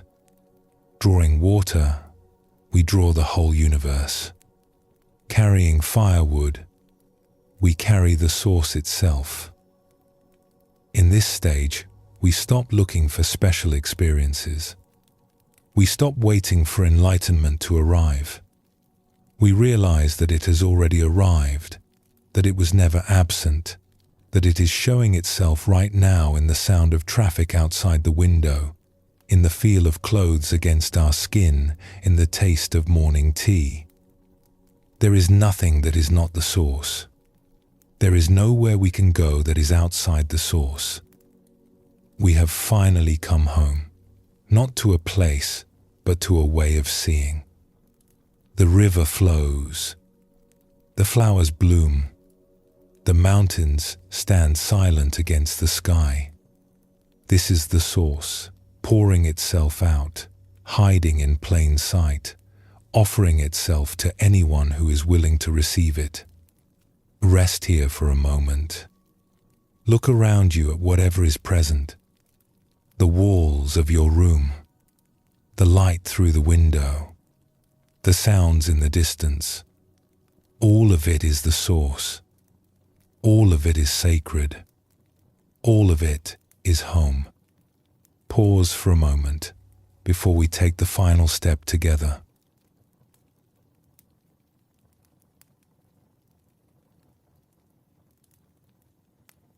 The 10th and final stage of awakening is called return to society. In the traditional picture, we see a figure that might surprise us after all we have been through. It is not a serene monk in robes, not a sage sitting in perfect meditation. It is an ordinary person, perhaps a bit ragged, barefoot and simple, walking into a village with a warm smile. In some versions of the picture, this figure carries a sack over one shoulder, ready to offer gifts to whoever they meet. They are entering the marketplace, mingling with the people of the world. This is how the path of awakening ends. Not in retreat from the world, but in full engagement with it. Not in transcendence above ordinary life, but in complete immersion within it. The seeker who began the journey lost and confused has become someone utterly simple, utterly present, utterly available to whatever life brings. The Buddha himself modeled this return. After his enlightenment under the Bodhi tree, he did not remain in solitary bliss. He got up, walked back into the world, and spent the remaining 45 years of his life teaching, helping, and being with people from all walks of life. Kings and beggars, scholars and farmers, saints and sinners.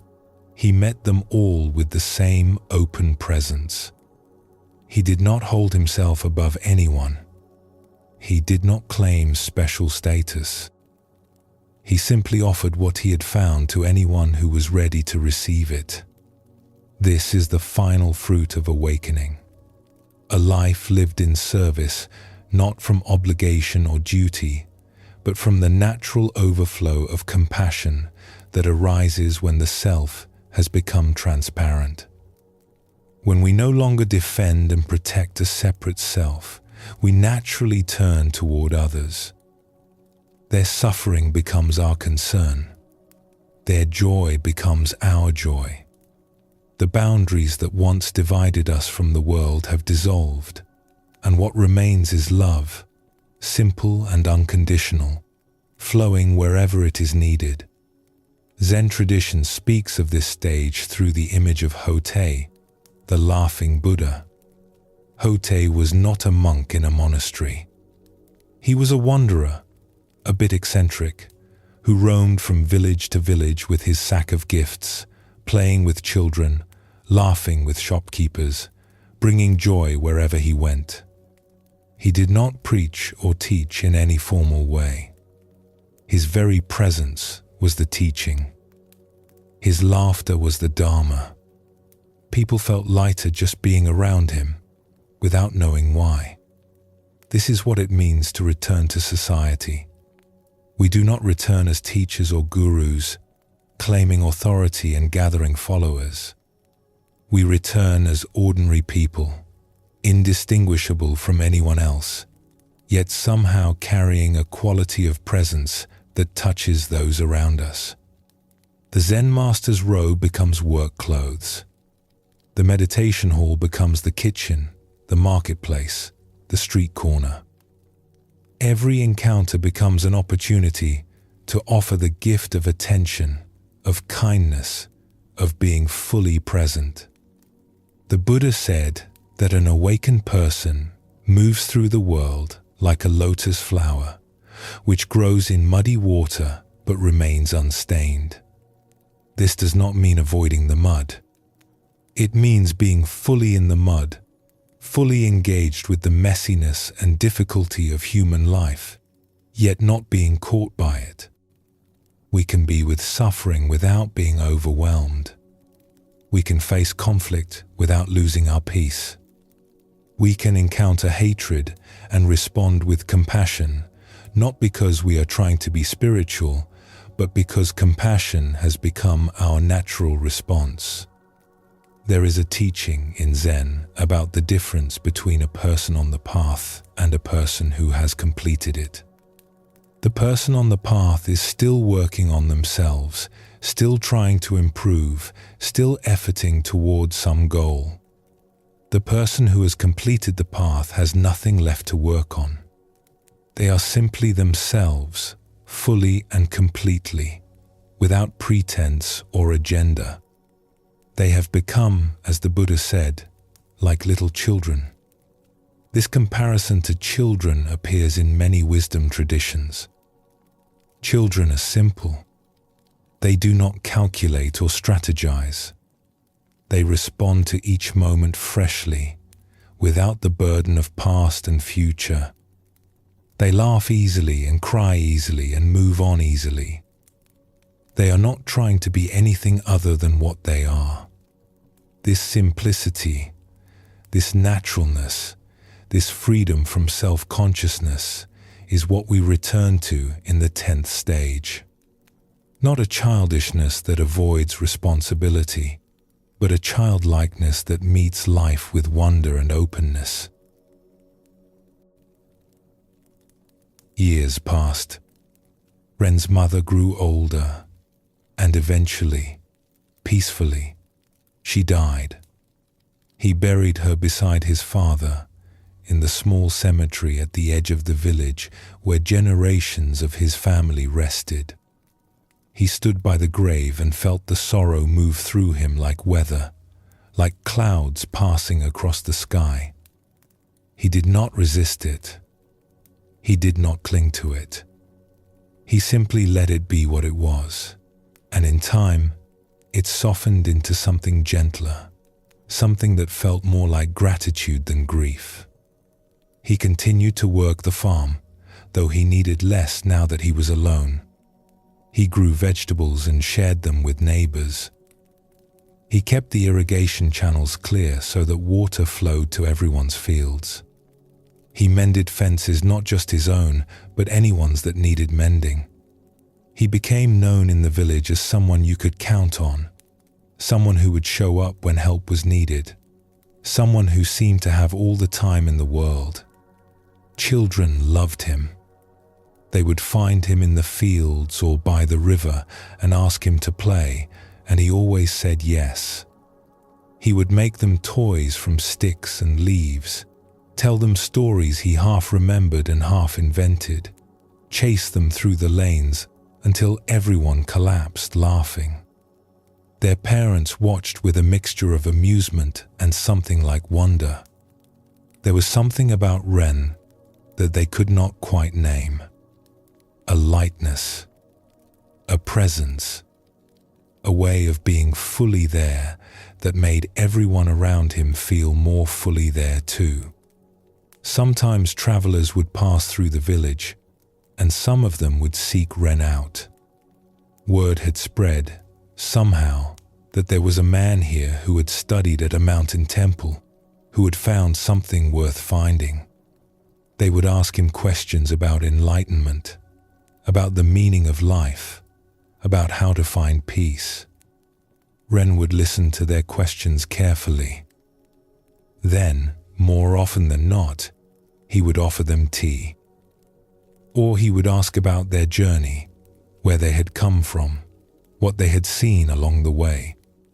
Or he would simply sit with them in silence, watching the clouds drift across the sky. But what is the secret? They would sometimes press. What did you learn in the mountains? Ren would smile at this. I learned that there is no secret, he would say. I learned that everything you are looking for is already here. I learned that the most ordinary things are the most sacred, and that the meaning of life is to live it. This answer usually disappointed them.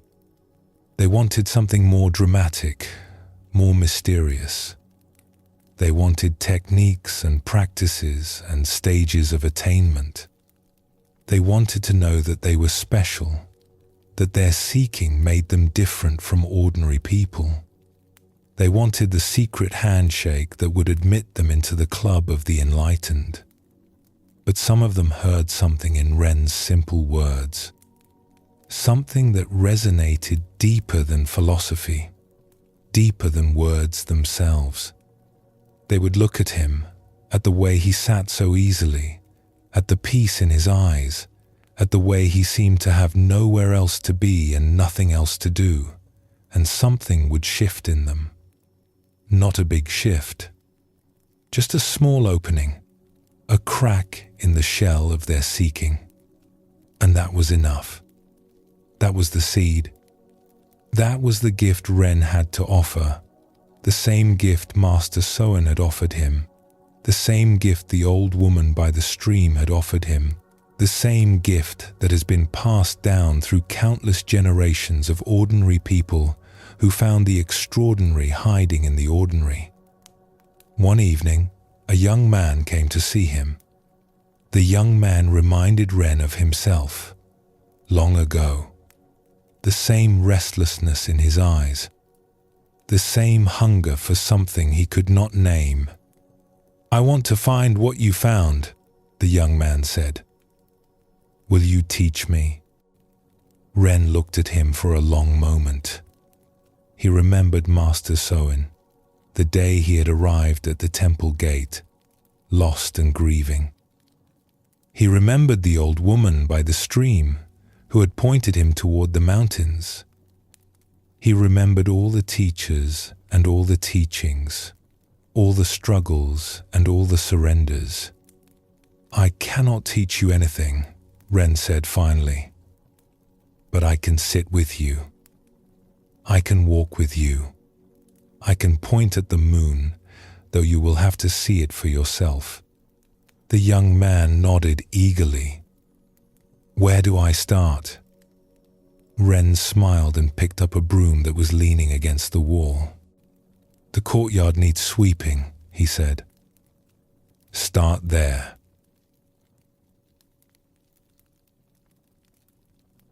The 10th stage has no ending because it is not a stage at all. It is simply life, lived fully, offered freely.